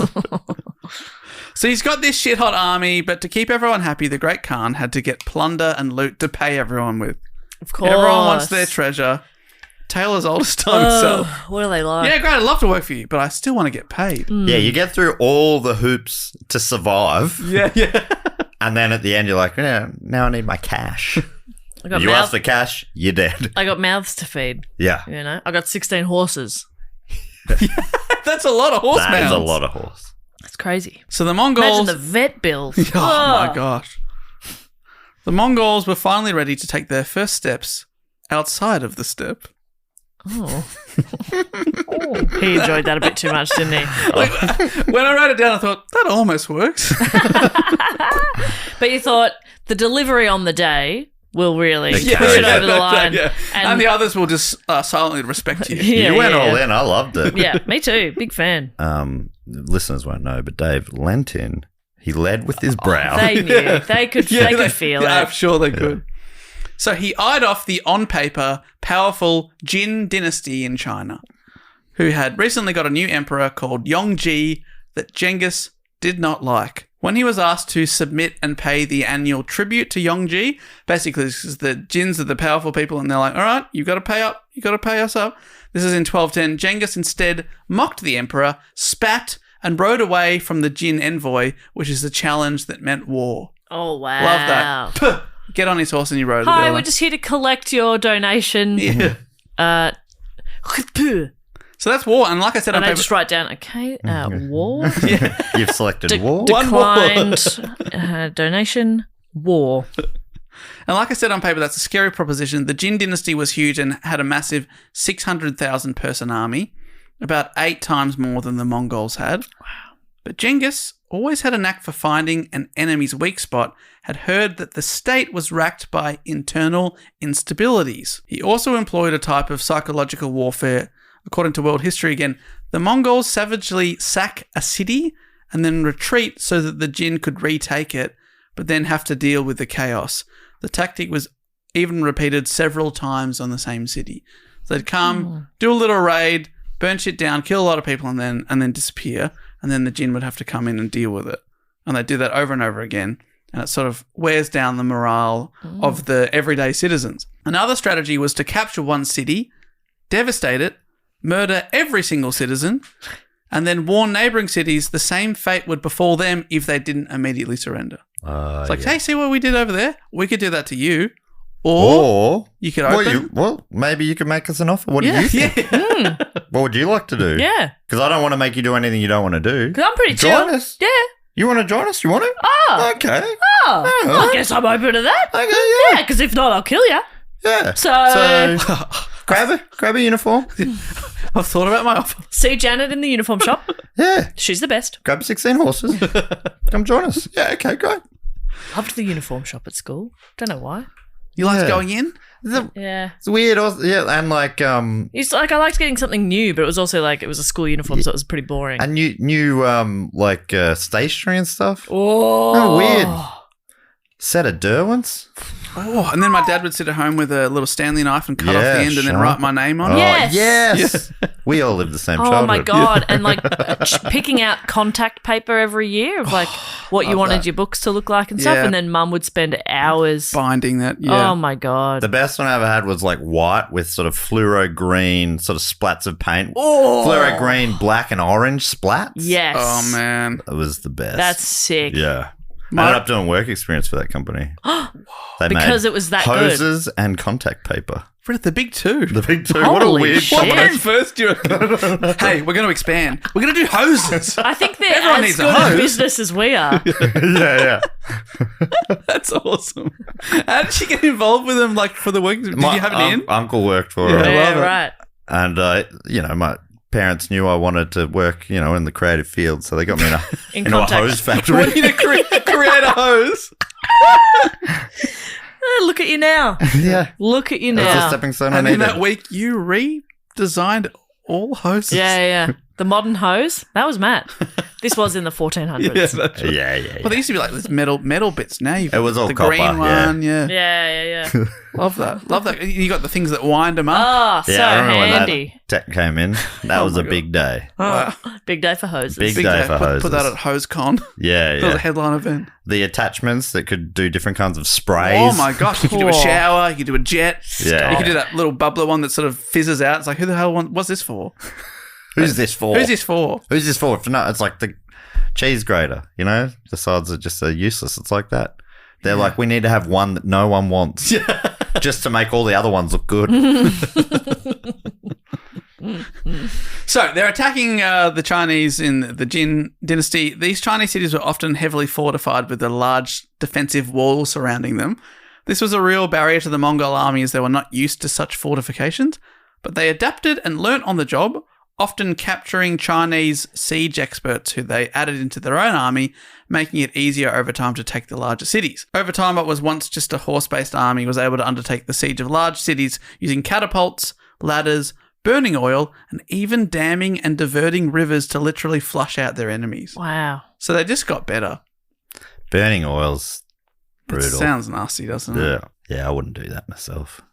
That's I a- just that's think- a no from me. I think to me, that's where he stepped over that blurry ethical line into. Is it essential oil? Like, does it smell nice? Oh. Or? Oh, it smells so nice. Oh, I'm up for that. That's nice. Essential burning oil. Oh, I didn't. Yes, okay. Love to do that. So it's burning. It's sort of like Like just a little hot wax. candle underneath, Yeah, some water with some oil in sorry. it, and it just gives a nice smell. Sorry. It's Yeah. warm. I It's thought it okay. was sort of like he was deep frying his enemies. No.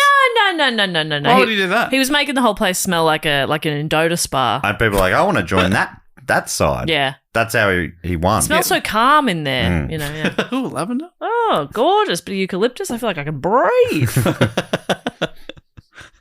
The Jin suffered from internal fighting as well and eventually struck a peace deal with Genghis, paying him a tribute. Remember, they asked him for the tribute. And now he's reversed the table. But when they moved their capital city further south, Genghis saw this as them regrouping, so he launched further attacks on them. So they're over time are pretty fucked. He also attacked the... Anyway, every time they're pretty fucking- Anyway, it was Blah, blah, terrible. blah. Yada, yada, yada. Few million Skipping ahead a deaths little bit. later, Yeah. blah, blah, blah. He also attacked the state of Xizhou in northern China, and the other Chinese state, the Song dynasty, had the opportunity to team up with the Jin Empire and fight back. Combine the two Chinese to go against them. But pretty short-sightedly, rather than team up with their local enemy against this now existential threat that had appeared on their doorstep, and would create like a useful buffer between them and the Mongols. So rather than team up with their enemy and be like, we can take him out, they went with the old adage of the enemy of my enemy is my friend. And they took the side of the Khan. But would you believe it? That by the time the Mongols were done with the Jin, they would eventually turn and go after the Song dynasty as well. dear. They made a bit of a Yeah, blue they're like, there. whoa, we're friends. Like, yeah, we were friends, and now the others are gone, and we want your land And as now well. it's like, who am I going to war against? Yeah. Yeah. Like I defeated them. Yeah. Okay, great. Now what? This is kind of my thing. My business is war. yeah. So And business is good, yeah, but I need things to war with, and you're the next you're thing. next. Like I've defeated everyone else. So like, Unless you got any other ideas. yeah. What do you want me to do? Start crocheting or something? Because I've kind of been thinking about that. Do you think I'd be any good at it? Start a Can you war on teach me? crochet? Is that what you're suggesting? Okay, well, I'm open to it. So the Mongols continued their attacks on China over the next decade, with around 90 cities being destroyed in 1212 and 1213 alone. A very destructive, people. It's The very, Khans. it's a lot of destruction. It's just like there's a little bit in common with Alexander the Great. yeah, another top Just going nine. around just destroying shit. Yeah. But also, like, we're talking about him. Yeah. Do you know what I mean? Yeah. So I think if there's any lesson here, if you want to be talked about, You want a legacy. Kill your brother. kill your brother, destroy some cities. True. Can it be like in The Sims? Can I destroy Sim cities? Yeah, I think so. Great. That's always fun. That's fun. Have a little earthquake. Yeah. See how shake things up a bit. Okay, Godzilla. Do you have that? I actually never really yeah. played much of SimCity. I loved it. You could also do a UFO. Yeah, that was here? fun. That's Pew, fun. pew, pew. That would happen, right? Pew, pew, pew. Yeah, Sort of yeah. like They'd like maybe like make buildings zapping. disappear and stuff. Yeah. Whoa. Very fun. That's fun. So they're ransacking China. In 1215, Beijing was captured and the city burned for a full month. Wow. A lot of destruction. Genghis Khan was on the brink of ruling over all of China, but he turned part of his army southwest to the Khwarezmian Empire. Oh, this is his fatal mistake. or he sacked another city. Could be either. It's exciting. This is present-day Turkestan, Uzbekistan, Afghanistan, and Iran. And he turned his army after an unfortunate incident. The Mongols sent a large caravan of merchants to trade in the Khwarezmian Empire. Usually these merchants would be safe when on such missions because both societies needed stuff, so they traded a lot. But when they got to the Khwarezmian, which is an amazing word, border town of Otra, the local governor decided to massacre the caravan under charges of espionage and just take all their stuff. That's not nice. And the Mongols were like, what the heck? And they sent an envoy of diplomats to the leader of the Khwarezmian Empire, the Khwarezmian Shah, to try and avert war. A bit like, explain what happened. Did you want this massacre to happen?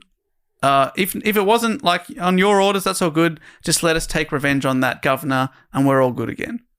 But the Khwarezmian Shah responded in the worst possible way and killed the entire envoy. Okay. I'm starting to think that they know what they're doing, you know? The first one, fool me once. Yes. But kill a second envoy. I'm starting to take this as a message That's right. Yeah. Can't of get fooled again. hostility. Can't get fooled again. Can't get fooled again. Whoa, so that feels like a mistake? Yes, it's a choice I'm sure the Shah and his millions of subjects would regret, as this pissed Genghis off, who sent his army over to royally fuck up their empire. First off, they started with Ortrat, the border town that the caravan of merchants had been massacred at. After a 5-month siege, they broke through the walls of the city and utterly destroyed it. The governor who had ordered the initial execution of the merchants was, unfortunately for him, captured alive. And according to some sources, he was killed by having molten gold and silver poured into his eyes and ears. Oh, geez, they are doing very well. If you're using gold And silver. to kill enemies, although they also like name kids, you know, like maybe It's the ultimate tribute. the ultimate. Yeah, we're going to show you by making your corpse very expensive. And beautiful. Yeah, really Yeah. pretty. It was apparently symbolism for his greed for killing and stealing from the merchants. They're like, oh, you like gold, do you? Well, how much do I'm you going to like make you it? smoke the whole pack. I'll sit here Yeah. and I'll watch you drink the whole cup of gold. So that's pretty brutal. From here, the Mongols split into groups and one by one took out the garrison cities of the whole Khwarezmian Empire. Their leader, the Shah, bewildered by the speed of the Mongol conquest, he was a bit like, who cares about this? I've never really heard of them. Right. I don't need to really respect them. That's why he was like, and then they were like, did you order this thing?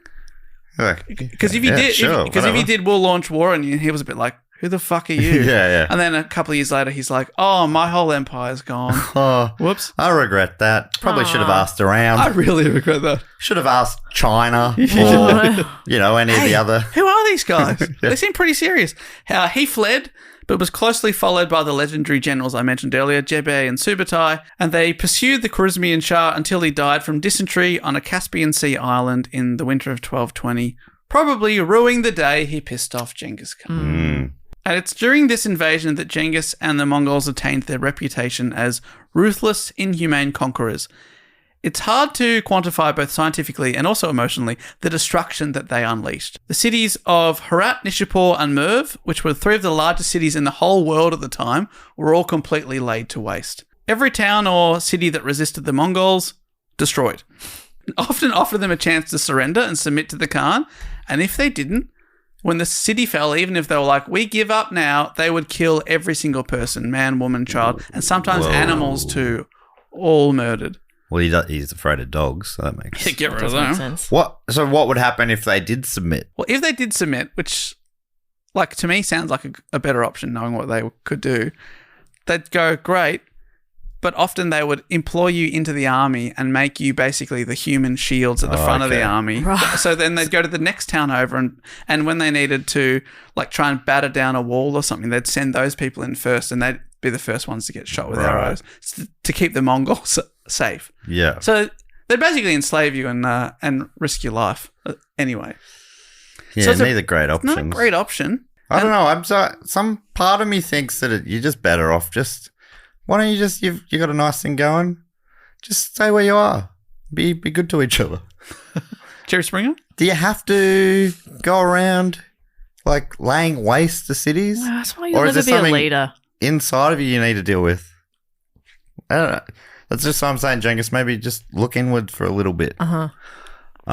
He did not do that. Maybe take up crochet. Yeah. He declared war on crochet. Give it a go. Because they'd take people out in a systematic way, cutting people's heads off with axes. This is a bit brutal. Skip it if you don't want to hear any of this. But each soldier was given a quota of enemies to execute according to circumstances. For example, after the conquest of Urgench, each Mongol warrior in an army of about 20,000 troops was required to execute 24 people, or nearly 500,000 people per the army. And they'd be required to prove they'd killed their quota by cutting off an ear from each corpse, and then they put it in a big bag, which was then counted.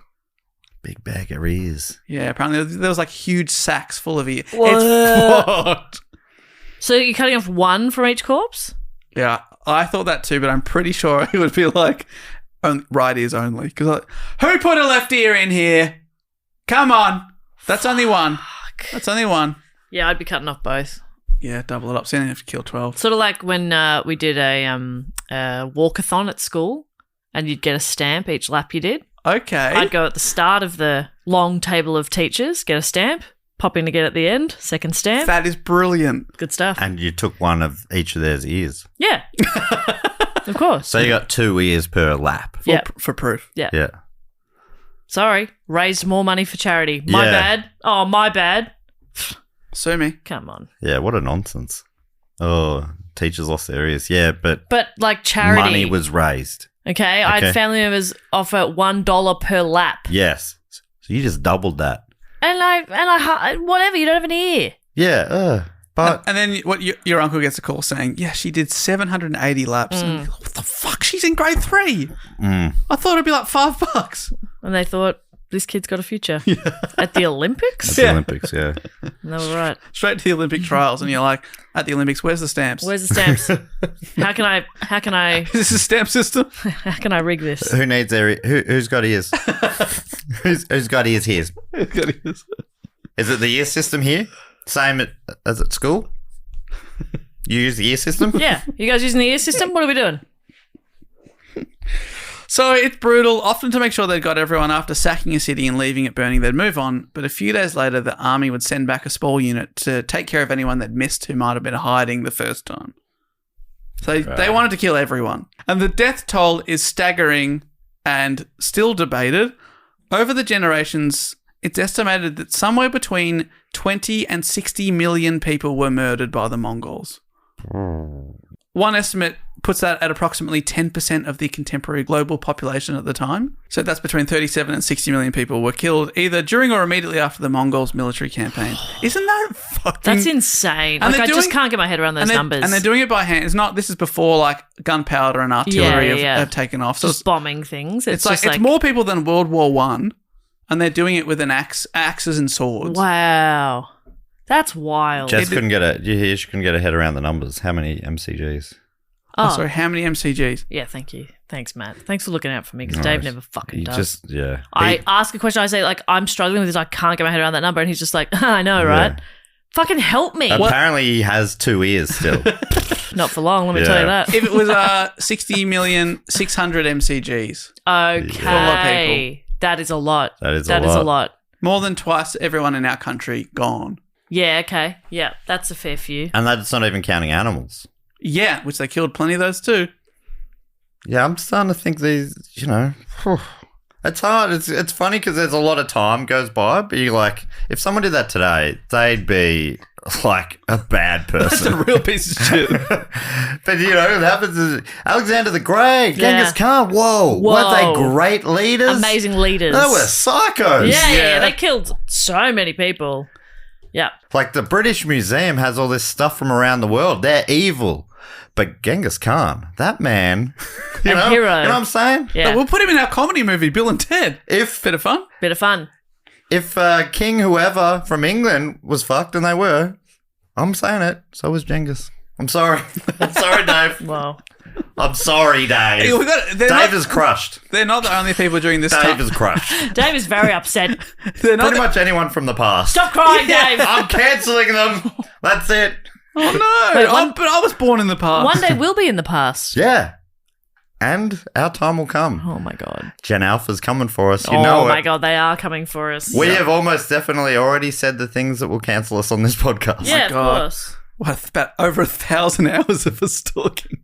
Oh, I don't like that. But We've again, grown. exactly. Give us a chance. We're sorry. Anything that we said, I've said this before, but anything we said that you agree with, we meant. Anything we said you disagree with, we were being ironic. yes. I saw a tweet from Do Go On Wisdom, the Twitter account that tweets out quotes from us, which I don't think has done one in quite a long time. Yeah, I think they've gotten over it. they've moved on. But one of them was Gotten over it. was me saying everything I've ever said is alleged, and I stand by that. That's good stuff. That's the way to. That's a good catch-all. As I learnt in journalism school, that's a great way to cover So your I'm ass. just saying it again now. Yeah, yeah. If anyone does know the Do Go On quote account holder, get them past the keys over to someone who still listens. Yeah. Pass the torch. Pass on the torch. 'Cause it's good stuff. You did. I really enjoyed it Yeah. because I didn't remember anything Yeah, that you no. ever. it was fun to see, wasn't it? But it was sad how funny I found it. Yeah. Oh man, someone. Oh, I wish I could. I'm blanking on their name, but someone in the Patreon group has been collating a list of the Yes. things that I've said when I meant something else. Yeah. And I read through it, and I was quite tired and hungover the day I read it, but I was laughing out loud at my mistakes. Very funny I felt stuff. like I was losing my mind at the time, but it was good stuff. Yeah, it's a growing list, funnily enough, but it's They're doing it's good fantastic stuff. work. Yeah. And I'm so sorry I've forgotten your name if you are listening. That's very funny, though. So, final bit on the deaths they cause, because it's just like a wild story. There's a story of some people coming through months after one of these cities was sacked, and up ahead they can see like what they think is like a white mountain, thinking it's like snow-topped, but they get closer, they realize it's not snow, it's a pyramid made of human skulls. Whoa! That you can see from kilometers away. That's how big it is. And it's debated as to why they were so brutal. Some say it was to scare any other potential enemies into surrendering. Like they'd often rock up and say, hey, you want to surrender now? Or over, a few towns over, you saw what we did. You can give up. And be brutal now to save your own troops' lives later. So you don't have to wage war again. Others postulated it was simply that Genghis thought he had God on his side and that anyone who refused to submit to him was going against God and therefore deserved to die. Right. Okay. You'd have to have a way to justify it to yourself. Yeah. Look, I don't kill 60 million people easily, okay? Mm-hmm. I've had a good think about it, and God wanted me to, so... Yeah, I'm pretty good. How can you hold that against me? Are you being against God right now? Because I can put you in the skull pyramid. And often he would, honestly, you'd see that, you'd feel that God's on your side if you're as successful as he is, because he would rock up to these other religions, and then he'd be like, you going to surrender? And they'd say, no.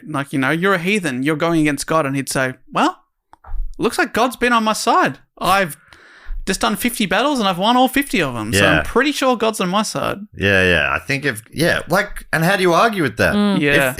If you believe in your God, do you think your God is letting me do this? Yeah. Apparently, both in Christianity and Islam, which he attacked a lot of their cities, they struggled to explain what was happening. And eventually they were saying, I think a lot of them were like, he's the devil and it's his sins, not ours. Because you got to spin it some way as to why your God keeps letting you lose. It's hard. Dave, this is what you don't understand because you didn't grow up with God. Jess and I could probably explain it to you.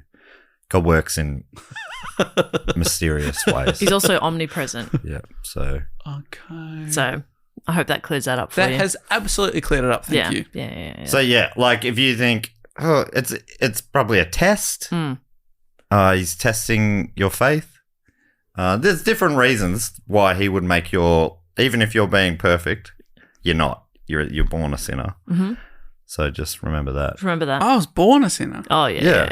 You didn't know that? What? Yeah. But I was just a baby. Jesus You were died for our zero. sins before you were even born. Remember then that if joke? he died from Zero from 2 hours ago? Yeah. Now, I'm afraid it's going to get even grimmer just for a second, but then it's going to get better. Dave, I can't underline that. I know everyone's like Genghis Khan, what a good guy, what a legend. Yeah. And everyone Love historically this guy. And I've just got to put this on the record. I'm starting to disagree with that. Matthew. I know everyone says he's the best. You're going and against everything history he did there. was right. You're going against- Everyone says, what a guy, we should all be like him. I honestly think if I behaved like him, I would rightfully be cancelled. I think it would be right. Okay. I think, they go, all right, you're not going to get any more HBO specials. Or no, you will. You will, but they might not be very flattering. Yeah.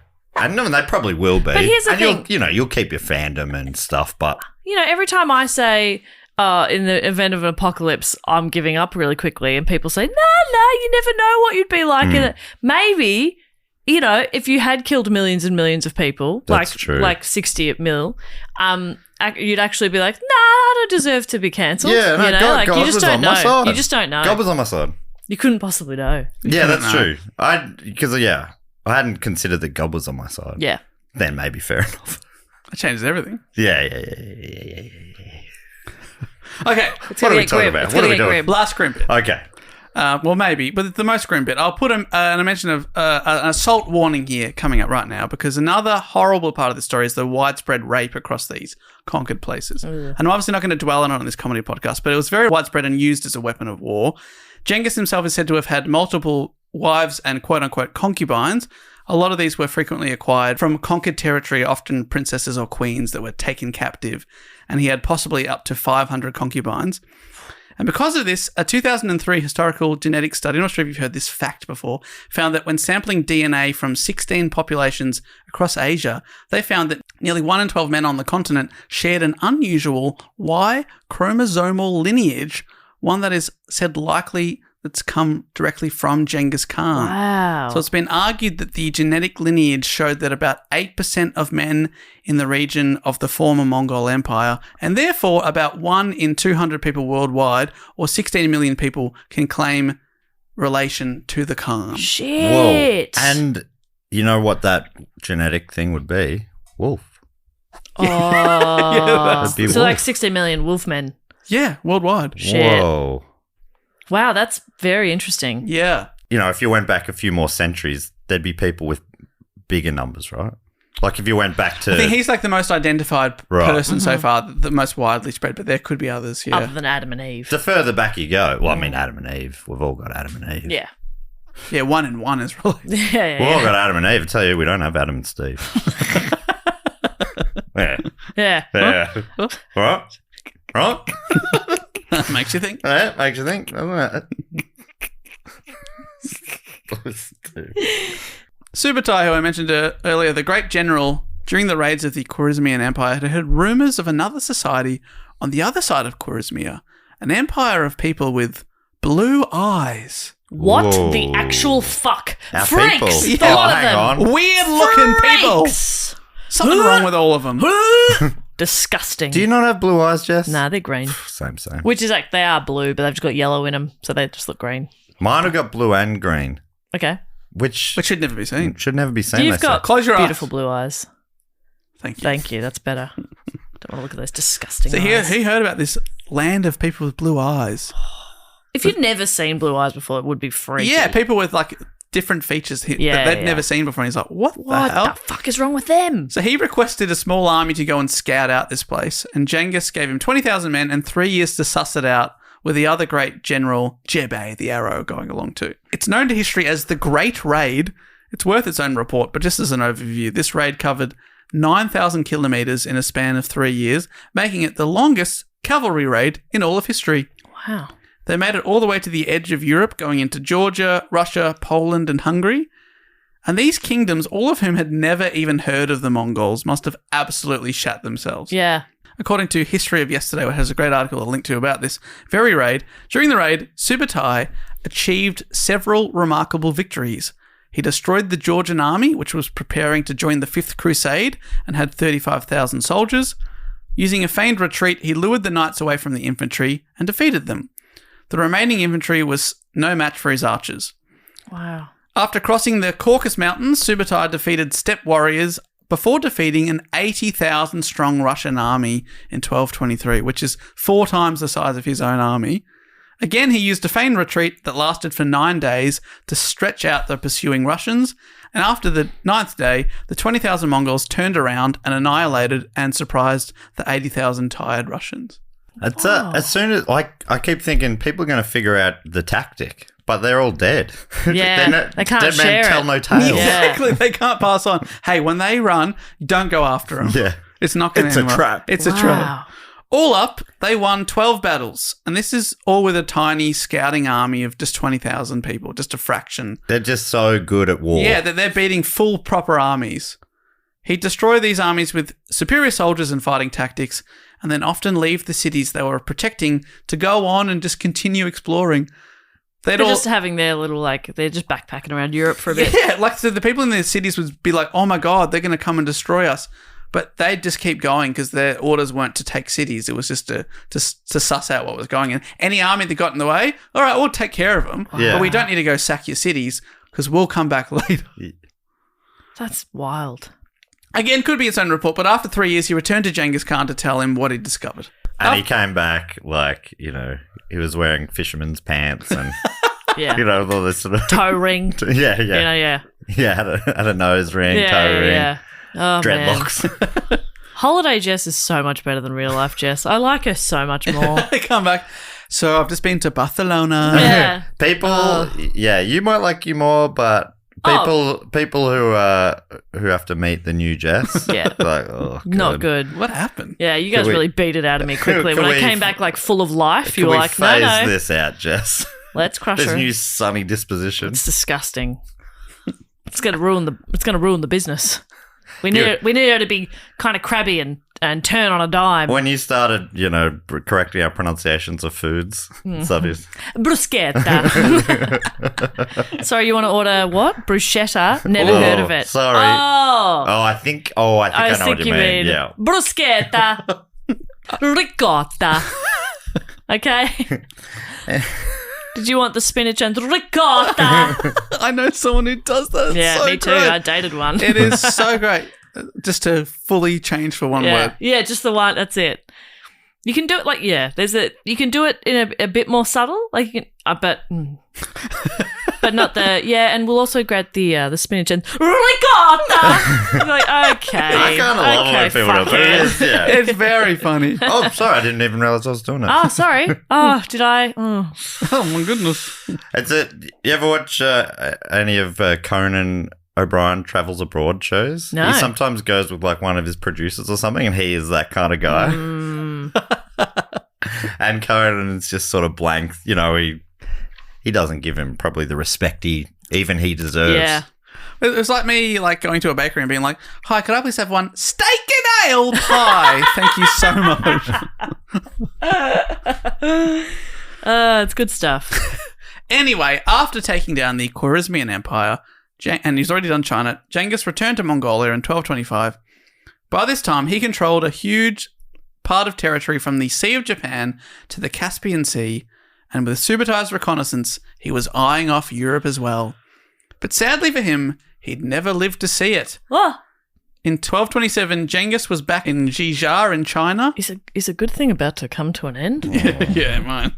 He was laying waste to the kingdom that he'd already conquered, but he was pissed off at them when they didn't supply troops for his conquests in other territories. Oh, so He asked for troops, and he's like, well, I guess I got to come back and sort you out then. he's wasting his own cities now. Yeah, as punishment. Double dipping. But sadly, Jess, all good things must come to an end, and the Great Khan died on the 18th of August, 1227.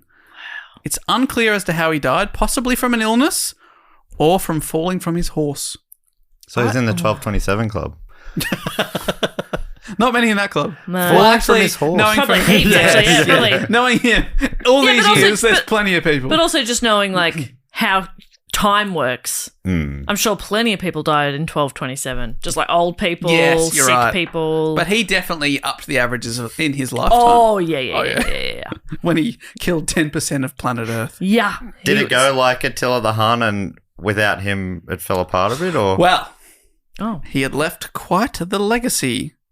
History.com writes, Genghis Khan conquered more than twice as much land as any other person in history. Wow. He planned for his succession, knowing that frequently empires in the steppe fell apart with infighting. He chose his own successor. He had 4 sons and a brother that all could have had claims, but he chose his 3rd son, Ogadai, who continued his father's expansionist policies and invaded both Korea on one side and Europe on the other. The relatives of Genghis reigned for decades and continued their expansion. They took on Europe, like I said, then they invaded Japan, and they even got down into Java. But eventually, the inevitable seemed to happen, and the empire split as the grandchildren of Genghis Khan disputed which line of people should be the next Khan. Some people were like, it should be the son of this person, but other people were like, no, it should be the son of this person. right. Because he'd been smart enough to choose his heir. Oh, But then after that, Ogadai didn't do Ogadai. that, and it sort of got very messy. Classic Ogadai, geez, mate. It's a pretty clear system here. You pick an heir. You're picking out. One day you're going to Ogadai, and you got a plan for it. Exactly. You You're not gotta going to pick an Oga heir. live forever. That's what he'd say, though. I'm going to Oga live forever. Boo. By the time of Kublai Khan's death in 1294, Matt's favourite, the Mongol Empire had fractured into 4 separate khanates or empires, each pursuing its own interests and objectives. The Golden Horde. One of them was really into crochet. My favourite is the Golden Horde. That sounds so good. The Golden Horde Khanate in the northwest, the Chagatai Khanate in Central Asia, the Ilkhanate in Iran, and the Yuan dynasty in China, based in modern-day Beijing. I think a lot of people don't know that you know how China's often, it's split into dynasties like the Jing and the Qing. The Yuan dynasty is actually a Mongolian one, but they just became Chinese. That's cool. And that's where Kublai was. At the time of its split, the Mongol Empire was 23.5 million square kilometres or 9,100,000 square miles, which is 17.81% of the world's land, making the Mongol Empire the largest contiguous empire in history, second only, like we said, to the British Empire, which peaked at 26.35% in 1920. A lot of Australian desert padding out the numbers there. Wow. And none of it would have been possible without Temujin, aka Genghis Khan. We're not sure where he was buried, and the location of his tomb is still a mystery.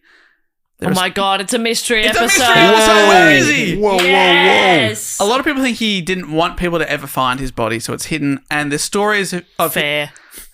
I know. Why would you want it to be Yeah. sort of sacked by people in the future? I want to be here forever. But there's stories of the people that buried him were killed, and then the people that killed them were killed to try and hide the. Right. But that's, I'm not sure that's apocryphal. But people continue to search.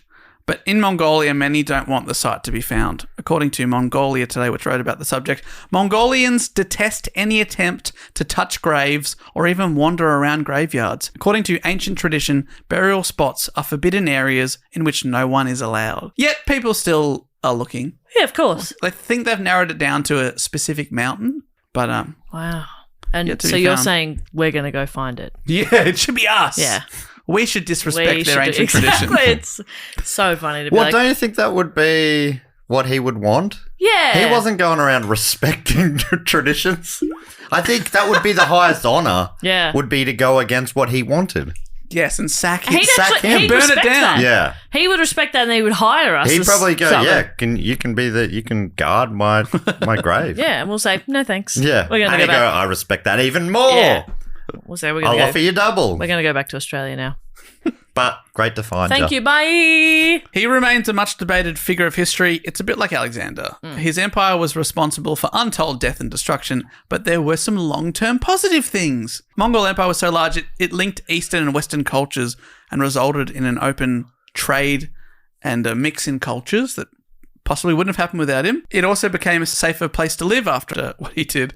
After introducing his laws, it was said you could travel from one side of the Mongolian Empire to the other with a gold plate on your head and no one would rob you. But if killing everyone is the price of safety, is it worth it? Good question.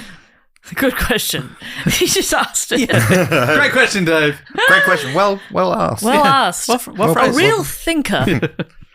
Also the same as Alexander the Great, who ushered in what's called the Hellenistic Age. You got to ask, did he mean to do any of that? Or are people just giving credit to Genghis for an unintended consequence of his actions? Like, did he want to open trade up and, change history forever? But it sounds like he really did change the world's history. Yes. So before this, the two biggest kingdoms were sort of the ones in the Islamic empires and also in China.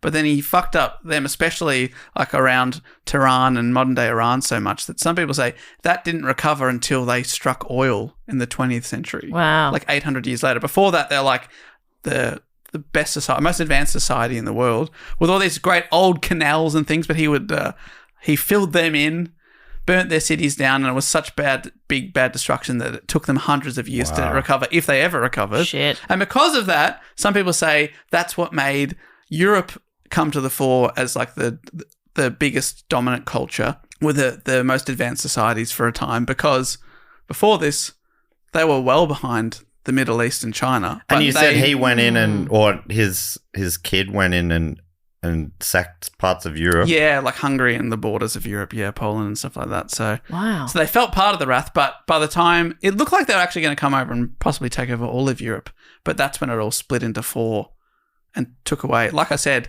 you split them up, you take away their power. Yeah. So it did change, definitely change history. Yeah. I mean, you can't kill 60 million people and not change history in one way or another. But Genghis Khan is seen as the founding father of the nation of Mongolia, where he has been posthumously deified. So he's a big deal in Mongolia to this day.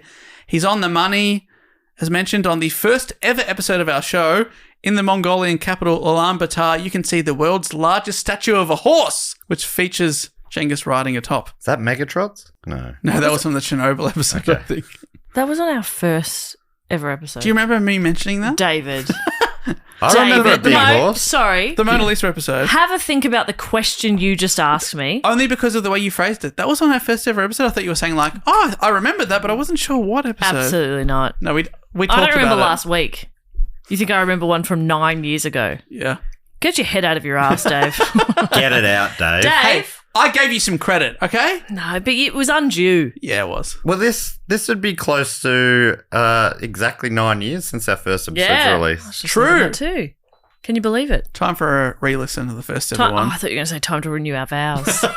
And I agree. Every 9. Every 9. Every 9. It's the big 9. You know, people say the 7-year itch, not for podcasting. It's the 9-year itch. 9-year itch. And I actually feel stronger than ever. Yeah. Give you a 9-year scratch. If Yeah. you want it. Thank you. Yes. The ultimate tribute, though, that I'm sure that he'd be happy to know, his face and name also appear in Mongolia on brands of alcohol and toilet paper. Oh, yeah. That's nice. What a tribute. That is really nice. Going in, coming out. You shit out alcohol? I don't know because a gentleman never shits. Yeah. I wouldn't even know. Still Wait. trying to work it out. I don't think you can shit liquid. Okay. Well, I'll give it a red hot crack. If you fly... Are you going to mention Bill and Ted? Does that come up at all in your report? Am I making that up? Anyway. No, he's definitely in there. Yeah, He's definitely in there. But finally, if you fly into the capital, Ulaanbaatar, internationally, you will land in the Genghis Khan International Airport. Ah. He's such a big deal. They named the airport. It was renamed after him in 2020. Wow, that's recent. Yeah, but there he is. About time he, Yeah, got the he recognition. got some recognition. Yeah. Gave him his flowers, as people say. Is that what people say? I think that's what people say. Is that what people say? Have we had fun here today, Dave? I think we've taken it for a walk. Possibly our bloodiest episode ever. So we've done well in that respect, I think. Yeah, I try and think find a bit jury's of out luck. on this guy. Yeah, I don't know. I haven't made a decision. Yeah, because you can now travel distances with a gold plate on your head. Yeah. But pretty good. 60 million people were brutally murdered. Yeah. But I Yeah. mean, what episode do we have that doesn't have millions of people brutally murdered? Correct. Exactly. And this I- was hundreds of years ago. I actually I thought for a moment this was our deadliest episode ever because it was more than World War One. But then I remembered smallpox. I Oh. looked it up. That killed 300 million people Sorry, we've done an episode on smallpox? in the 20th century. Yes, Jess, that was my report. Do you remember how they came up with the vaccine? Nah. And I think, is that the episode where we had to Google what a pandemic meant? yes. And it came out, people have listened to it since, and they're like, oh. Very cute. So I think it was in the first 50 episodes, so it was a long, long time ago. Oh my God. I just want to put a note on the sources. If you want to read anything that I read, they're all linked in the show notes. And if you want to listen to a great podcast who goes into a lot more military stuff, the great man, Dan Carlin, Hardcore History, I went back and listened to from 2012. He did a 5-part series of this on the whole Mongol The Empire. Wrath of Khan? They did the Wrath of the Khans, and I went back and listened to it. It's behind a Wow. paywall now, but it's like buying mini audiobooks. They're awesome. But there's 5 episodes, and I think all up it goes for 12 hours. Shit. So if you want to hear more from the great man, says Genghis, does he? yeah, he does say Genghis. So that's a hot tip if you want to hear more. I'm not a historian. especially about military stuff because he's mad for it. He loves it. He loves it. What I've is been he? listening to A Dan boomer Carlin a dad? Right? Your dads love war?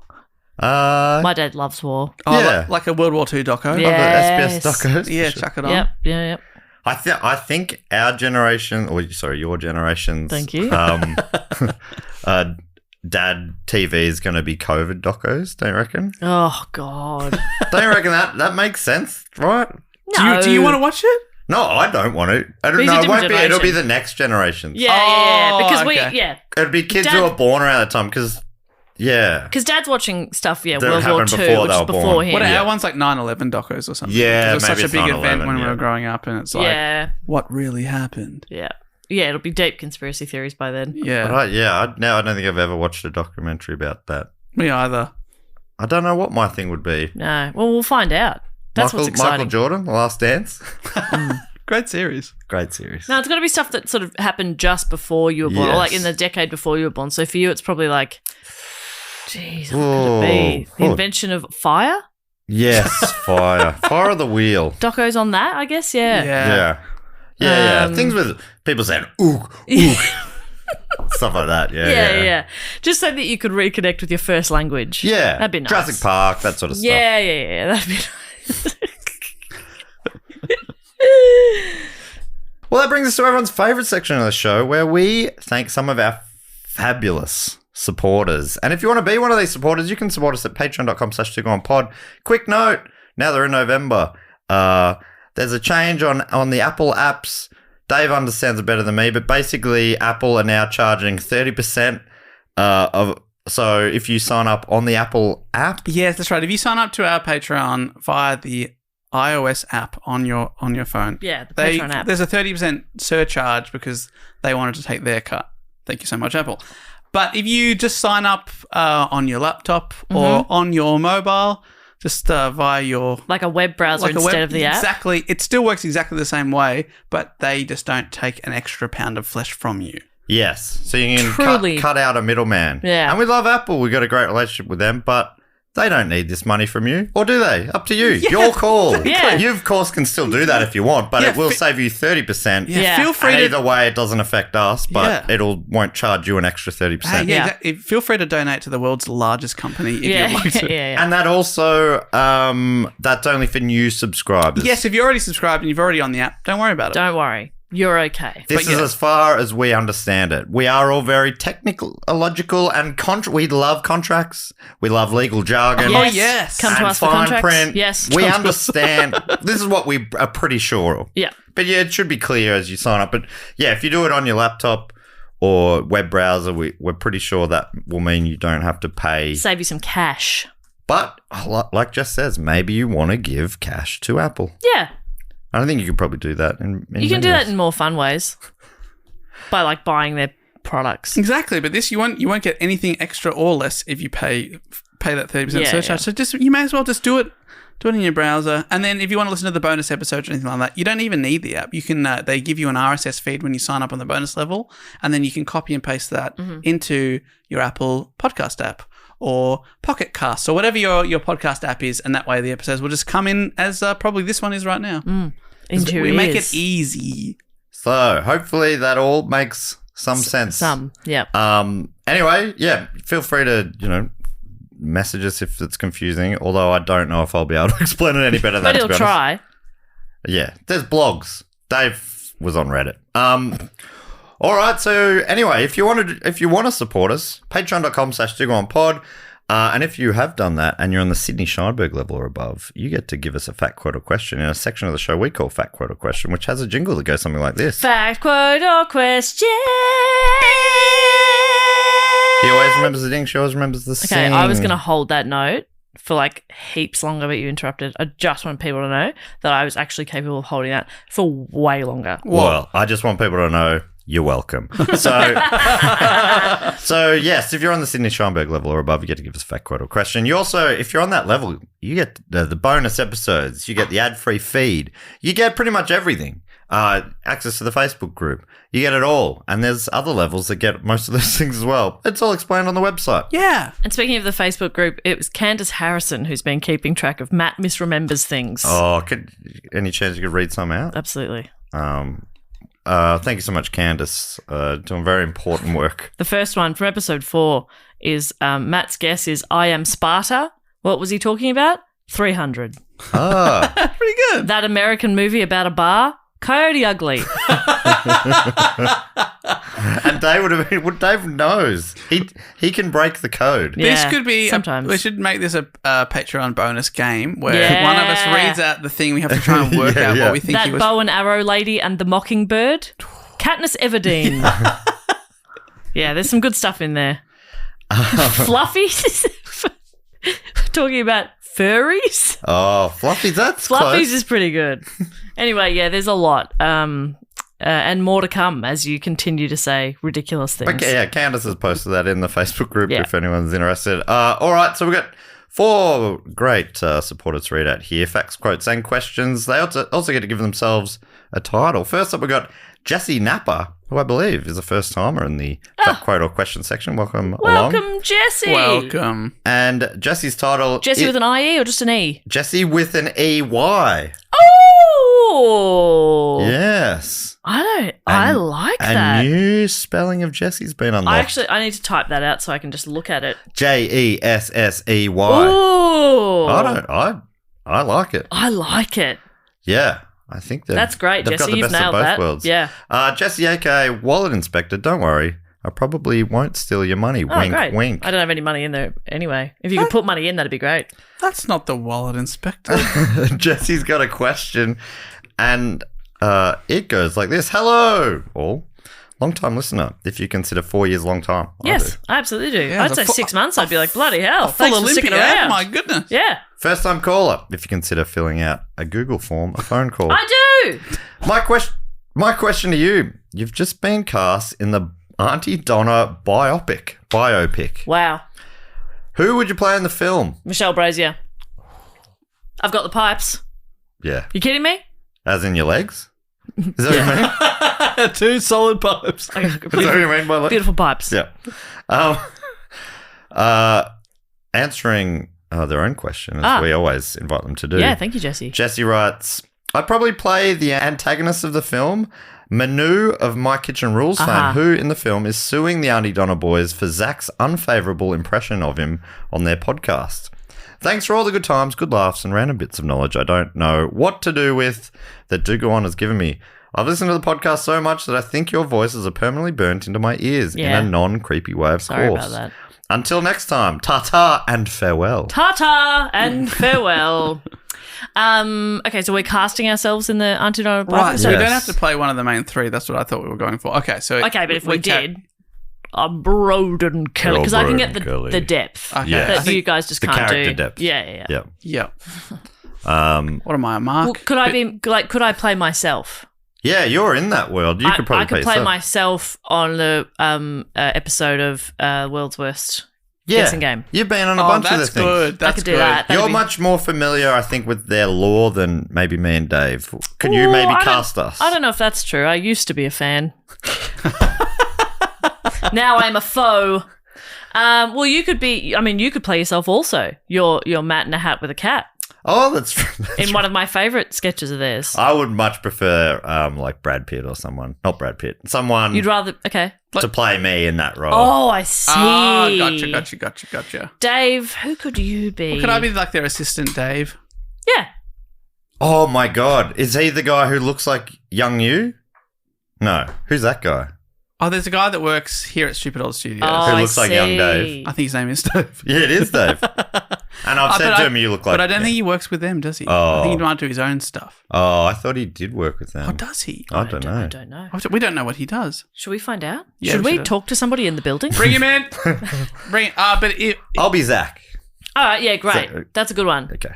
That's a fun one. Zach's the fun one. Yeah, I don't think I could pull it off. No, God, no. I think I don't think I could. But would you give it a go? Yeah, Well, that's all I could that be. I matters. could be Broden more likely because he just sort of. He says, "Hey, I love aeroplanes." And, Yeah, true. Where are you flying to? You could be Tom. You're very musical. I'd love to be Tom. Tom would be good. Is an angel. Yeah, you would be a Sweet, good beautiful Tom. You got the man. skills to play Big fan. Tom. Big fan. That's Can I be that's a Sam? big compliment to say Oh. play Tom. Can I be Sam? I don't think you could play Sam. I know. I don't think I could, but this is Fantasyland. Oh, okay. I just want the wardrobe, and can I take the wardrobe Oh home? my God, yes. The He's the wardrobe and the sharpest facial dressed hair. man in the stupid old studio building. He's the sharpest dressed man in Australia. In Australia, okay. He's also very nice Yeah, and funny. yeah. So yeah, okay. So I Okay. don't. Again, I'm not saying I think I could be any of them, Yeah. but I think if I aspirationally, I'd love to play Sam just to get Great. the wardrobe, Okay, I'm going to stick with playing Jess Perkins. tailored pants. Right. And I'm assistant Dave. I'm mostly in B-roll. You know, I'm in for a day and I'm in some background shots and shit, but then I'm out. But I get paid quite handsomely for it, and I get to go to the premiere. I think Mish should be Yeah. fun to play. I don't think I could pull that I off couldn't either. play Mish. No. Absolutely not. But again, I could play Michelle because of the singing ability. Yeah. But Mish would be too much of an acting reach for me, I think. No, couldn't do it. I think Mish is the only one who could play Mish. Agreed.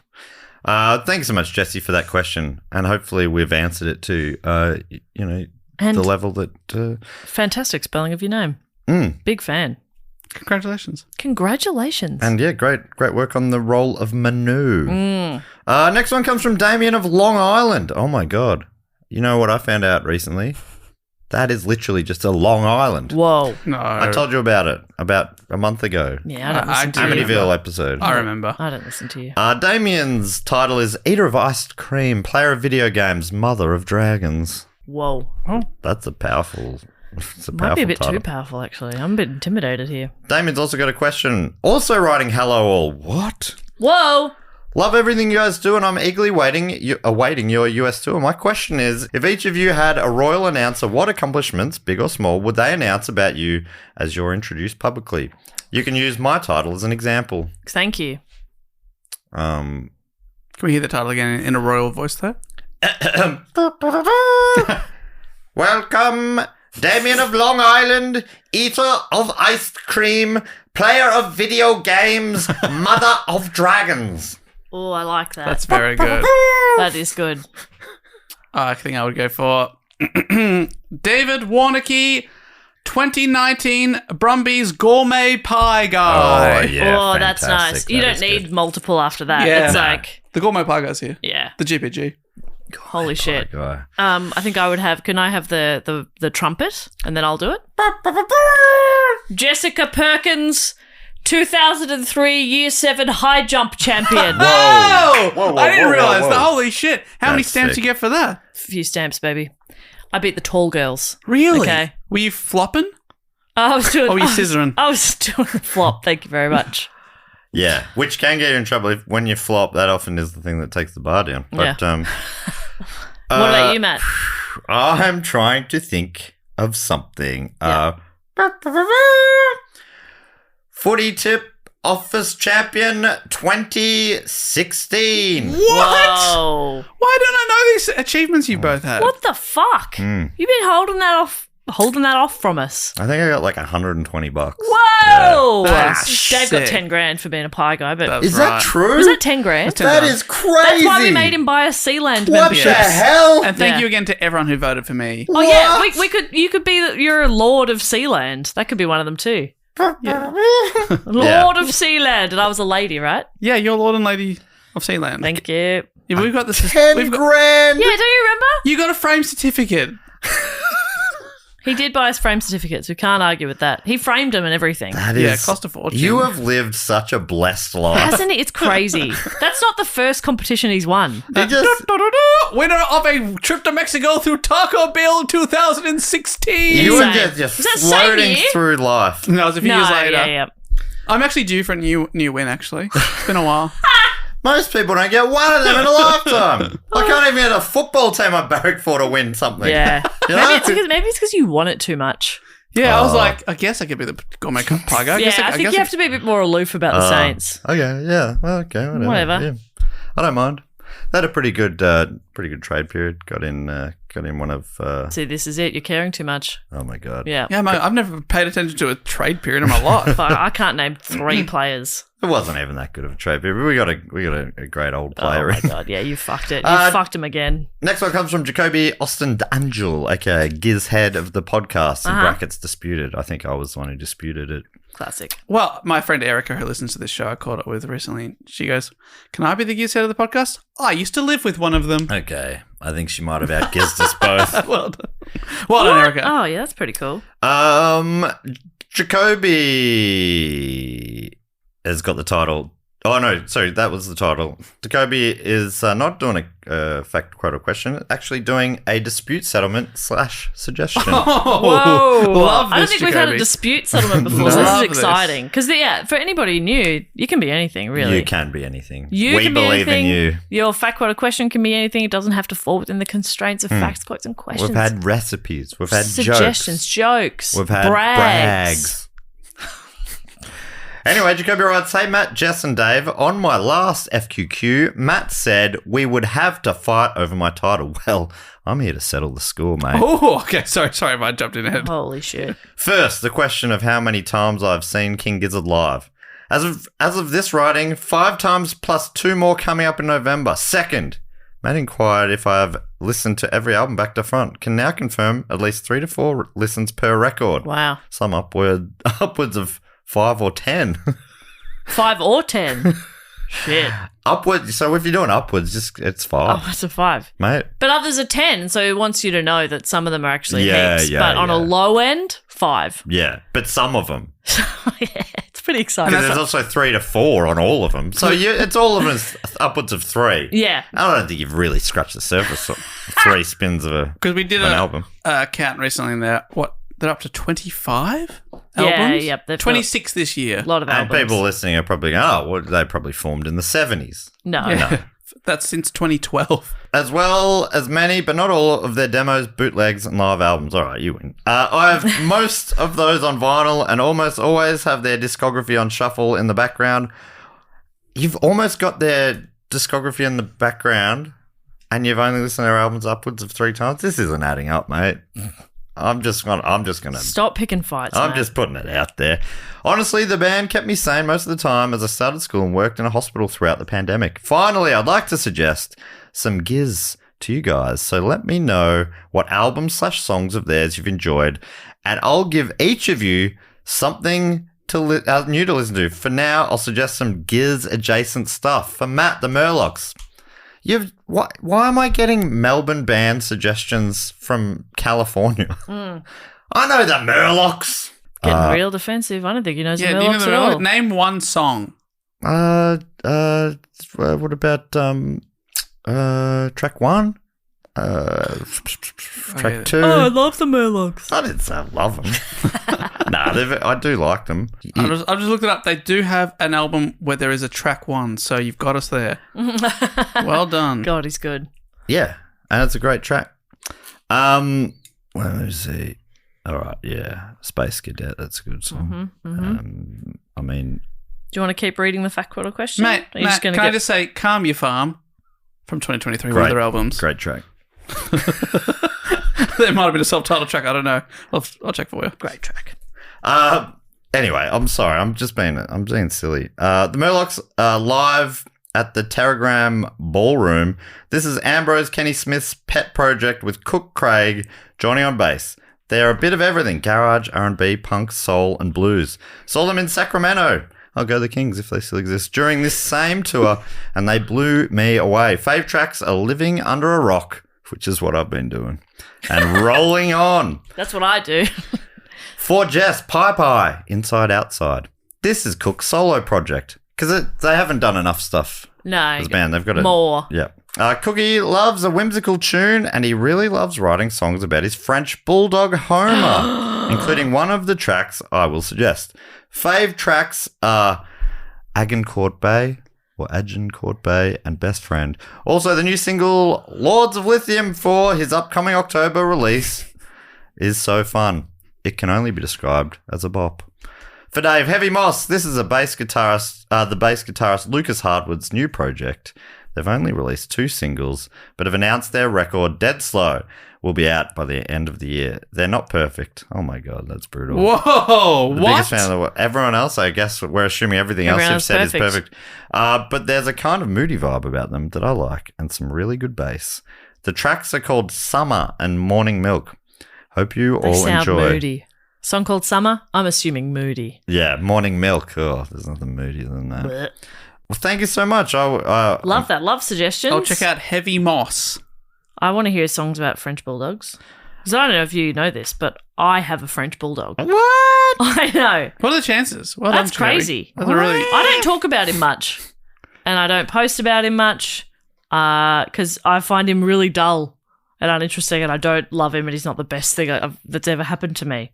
So it's crazy, yeah. What a coincidence. Young Blindness. That's the album of the Murlocs I played a lot. Back in 2016. God. My problem is I nearly only listen to new music. You are so defensive. It's actually so embarrassing. No, it is annoying because I'm always trying to.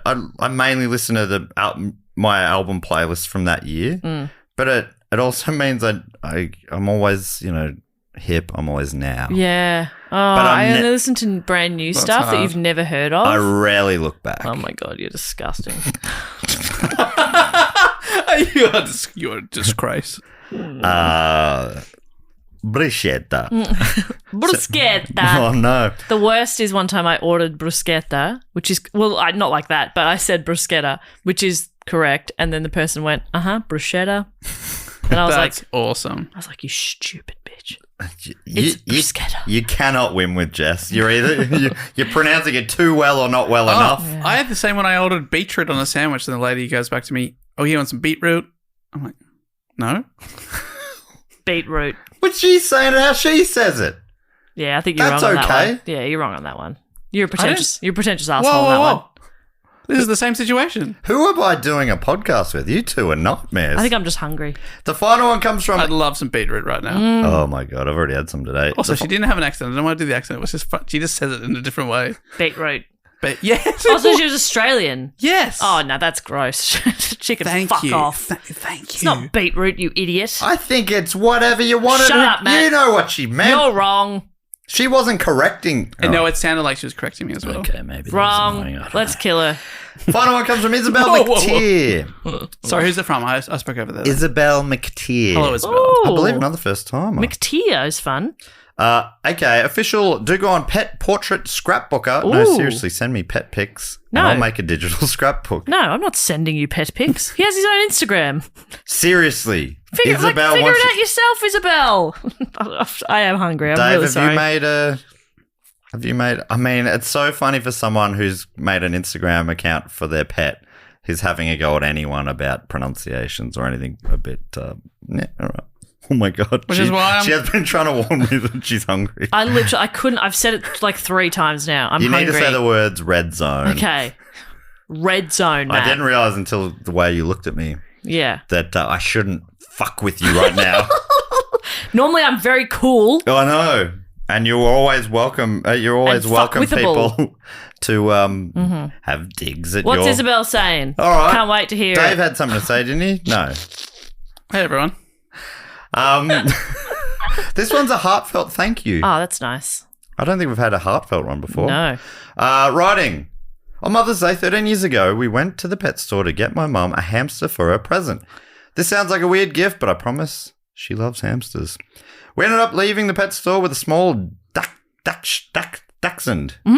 With a small dachshund / border terrier puppy that was on clearance. We both went, Just trying to imagine that. Dachshund like, crossed with a border terrier. Interesting.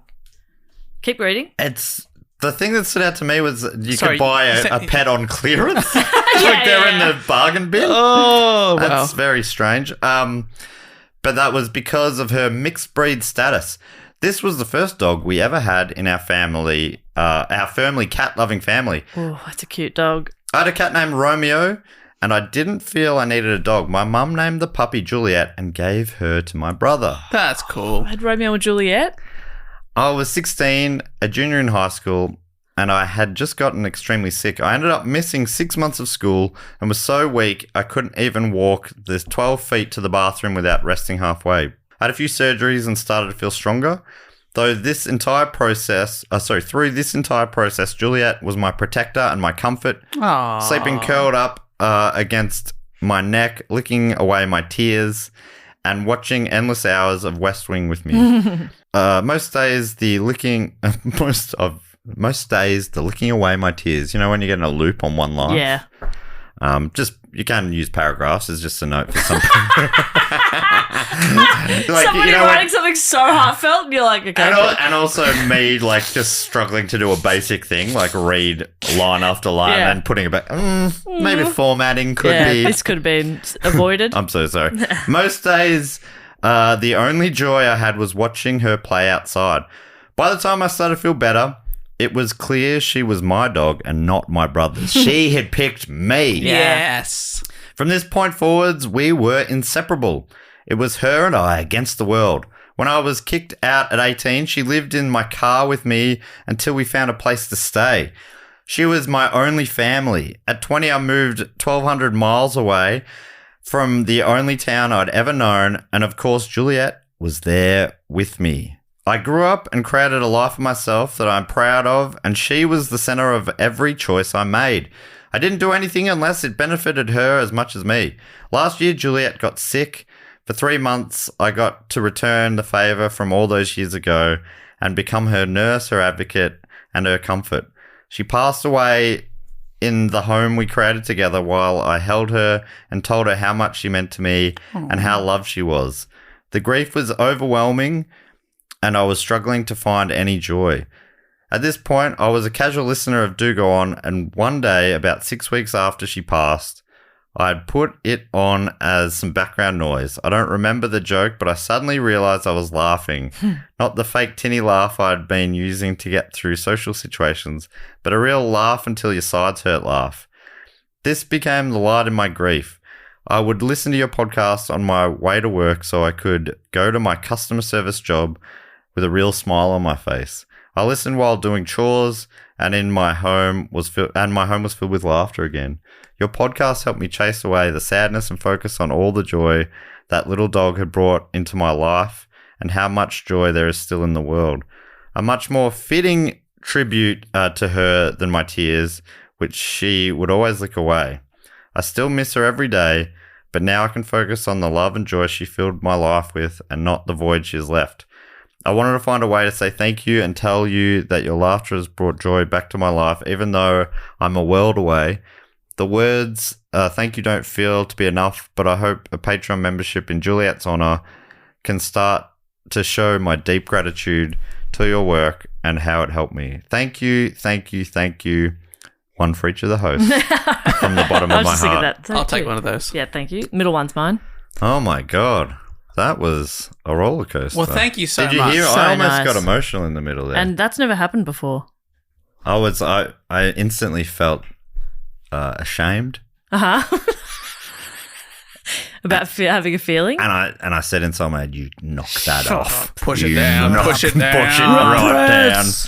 Oh my God! That's so Isabel, lovely. so lovely, and Thanks for sharing that the with thanks us. you should not have been for us, but for your freaking awesome dog. Yeah, that's Thank so you. nice. Dogs rule, They are and the they mean best. so much to you. So condolences completely, but sounds like you had some incredible times together. Yeah, what a life you had together. And it sounds like she was a great little companion for you and you gave her a really good life, which is just the best. Please, if you feel like it, give us a post of you two together. Yeah, show us in some the pics Facebook because group I've or Googled the breed and they look cute as shit, let me tell you. Can I look? Yeah, they're sort of like little but furry.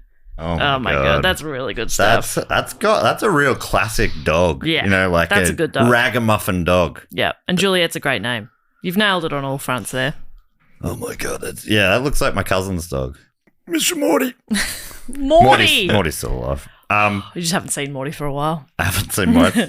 See you around Christmas time most years. So see you again soon, Morty. Please hold on, Morty's an old dog. Thank you so much to Isabel, Jacoby, Damien, and Jesse. Next thing we like to do is thank a few of our other great supporters who are on the shout out level or above. This is the Ask Prod level or above. Yep. And Jess, you normally come up with a game to play as we read out the names. I'm going to name their horse. Hell yeah. And how are we going to do that? Straight from the top of your dome? Or Actually, I found this little thing on fantasynamegenerators.com. It's a horse name generator. Yes. Wow. So we're on episode 473. I'm saying that for my own benefit. So how should we do this, D-Dub? Jess is going to do those. Do you want to do the names or the places? I'd love to do the names. Okay. I just watched his eyes scan them. And he sort of went, well, there's one in there I'm glad he's doing. All right. I'd like to change my answer. No, I'm good. I'd like to... sorry, you're going to say the name, the town I'll first? say the place. town first, as we have always done, Dave. Yeah. This fucking guy. How are we doing this? How are we doing this thing The we've done for same way nearly we've 10 done it years? for How are we doing this? 400 episodes or whatever. It's 9 years. How are we doing this? Innovate or die. And you know what I would choose? I know, you just roll off that hill. All right, see you later. ya. Come up with something new or roll off this hill. Bye. Bye. Hooroo. I'm done. Did not even hear the end of your sentence. I'm walking away. All right. First up, love to thank from Rosemeadow in New South Wales here in Australia. Thank you to Lorena Luxford. Oh my God. And your horse, Rapid Sparks. Oh my Oh, God. that's- That's a pourful combo. Sounds like Yeah. a Mongol Actually, horse. though, Jess, I'm What? gonna have to say you're gonna have to do all 16 horses for each person. Are they 1 to 16? Yeah. They're all called Rapid Sparks. Uh, That's why it's Sparks. Oh yeah, It's Rapid Spark 1, Yeah. Rapid Spark 2. I was just pluralizing it. From Centralia in Illinois, perhaps, in the United States. It's Tim Moore. But I'll say their nickname. Oh, my in brackets, God, sorry. Medic59. Medic59. 9 years we've been doing this, Matt. We 9 years. are a well-oiled machine. Innovate or die. Well, you know why? We've been doing it for 9 years, Yeah. and nearly every time it's been... Yeah. You do the whole thing. Yeah, Totally. okay. We understand, but it doesn't mean we can't mock you for it. And You have an Instagram for your dog. I'll kill you. Tim Moore. Tim Moore's horse. Dandy. Oh, Dandy's a good one. How good's that? Danny 1, Danny 2. I'm going to take out Danny 3 today. Thank you so much from Bankshire Grove in Western Australia. Hello, and thank you, Rachel Parsons. And Rachel's horse, Topanga. Oh, Pretty good Topanga. stuff. Pretty good stuff. Topanga. Topanga, that's a powerful name for a horse. I've got a really good one coming up. I'd love to thank from Kelmscott also in Western Australia. This is a very short name, this one. Just Cat, K-A-T. And Cat's horse, Sweet Feet. Oh my God. Cat on a horse called Sweet Feet? What a combo. How cute is that? Now that's an Instagram I'd be following. I'd follow that one. Yeah. But I wouldn't follow Goose La Frenchie. Oh, man, I probably I do like looking at photos of Goose. Goose I don't- La Frenchie. It just Love it. does feel like a thing that you should be made fun of, though. Oh, absolutely. From Liverpool in Great Britain, I'd love to thank... Jamie Elliott. Could that be the dancer? Is that something? Is there a Jamie Elliott or is that a Oh, footballer? are you thinking of yeah. Is it Jamie Elliott? Or is that a footballer? Billy Elliott. Billy Elliott's the dancer. Jamie Elliott is the footballer. Jamie Elliott, who of course plays for your team, Collingwood. That's Of course. That's why Jess knew you were mistaken. Yeah, because Yeah. I was like, no, Jamie Elliott, I mean, he dances around the opposition Yeah. on the field Well, they before go this snapping way. a beautiful he's a ballerina on the punt. field. Yeah. Jamie's horse is called Sparkle Flash. That's good. It's pretty good. Are you sure you're not in the My Little Pony naming Once generator? again, I will kill you. Next up, oh my God, this either side of this one was rough. From It starts with an apostrophe. Starts with an How's that possible? from Hertogenbosch in Noord-Brabant in maybe the Netherlands. Dave, NL? Yes, hello, and thank you to Niles Dehaan or Nils Dehaan. As it turned out, you made the right call there. Yeah. Yeah, I can't believe that it does start with an apostrophe. Yes, that's quite the town name. And Neil's horse is Karamba. Oh, aye. Aye. That's a good Karumba's one. a great one. Yeah, caramba, fantastic. From Taupo. Oh, I've been to Taupo. Beautiful spot, New Zealand. It's... Gemma Corrin. And Gemma's horse, Masquerade. Oh, my God. How good's that? That's sick. It's wearing a fun little It's mask. definitely wearing a mask. Yeah, it's for really sure. cute.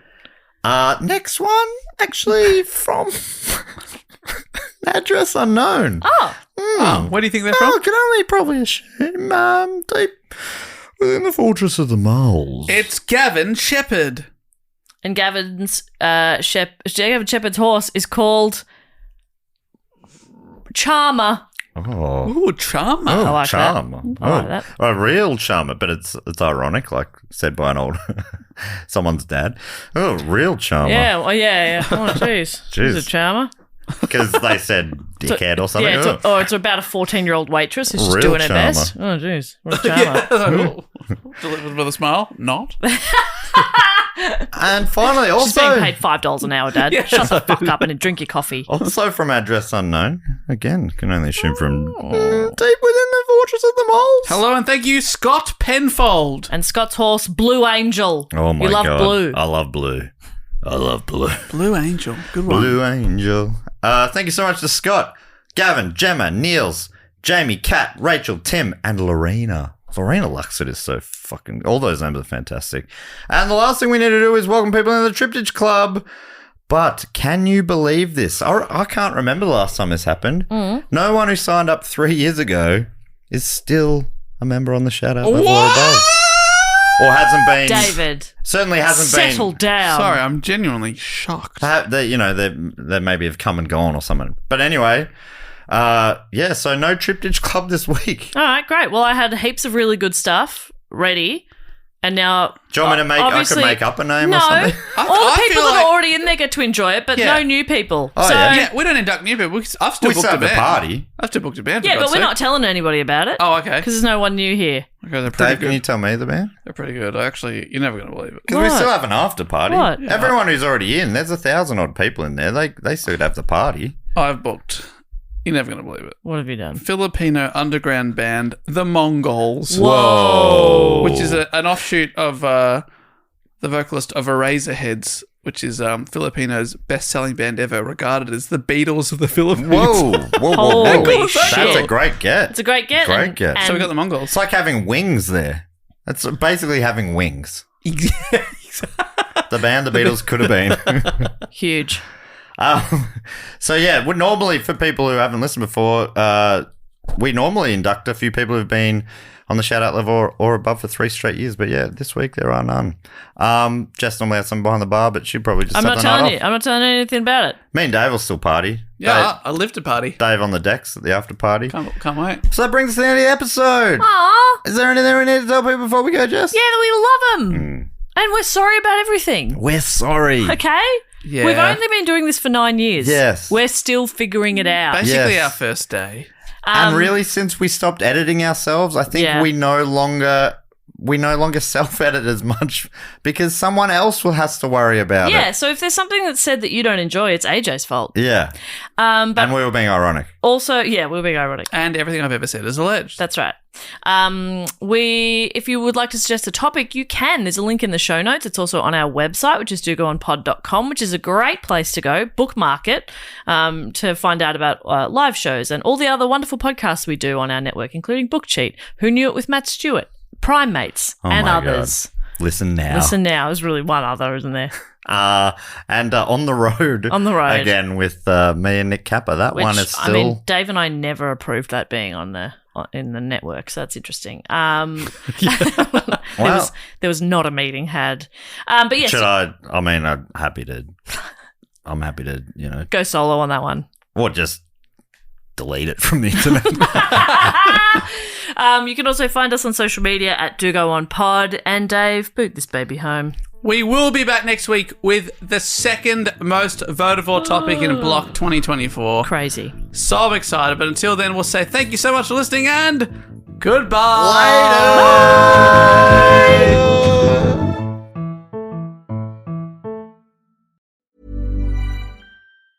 The new Boost Mobile network is offering unlimited talk, text, and data for just $25 a month for life. That sounds like a threat. Then how do you think we should say it? Unlimited talk, text, and data for just $25 a month for the rest of your life? I don't know. Until your ultimate demise. What if we just say forever? Okay. $25 a month, forever. Get unlimited talk, text, and data for just $25 a month with Boost Mobile forever. After 30 gigabytes, customers may experience slower speeds. Customers will pay $25 a month as long as they remain active on the Boost Unlimited plan. You can trust podcasts to deliver results for your business. 80% of podcast listeners say they'll consider a brand recommendation by their favorite host. Even more impressive, 88% have taken action because of a podcast ad. If you're looking to connect with highly engaged audiences, now's the time to dive in. Download Podcast Pulse 2024 for all the latest insights and see how podcast ads can drive real results for you. Don't forget to sign up to our tour mailing list so we know where in the world you are and we can come and tell you when we're coming there. Wherever we go, we always hear 6 months later, oh, you should come to Manchester. We were just in Manchester. We were just there, but this way you'll never miss out. And don't forget to sign up, go to our Instagram, click our link tree. Very, very easy. It means we know to come to you, and you'll also know that we're coming to you. Yeah, we'll come to you, you come to us. Very good. And we give you a spam-free guarantee.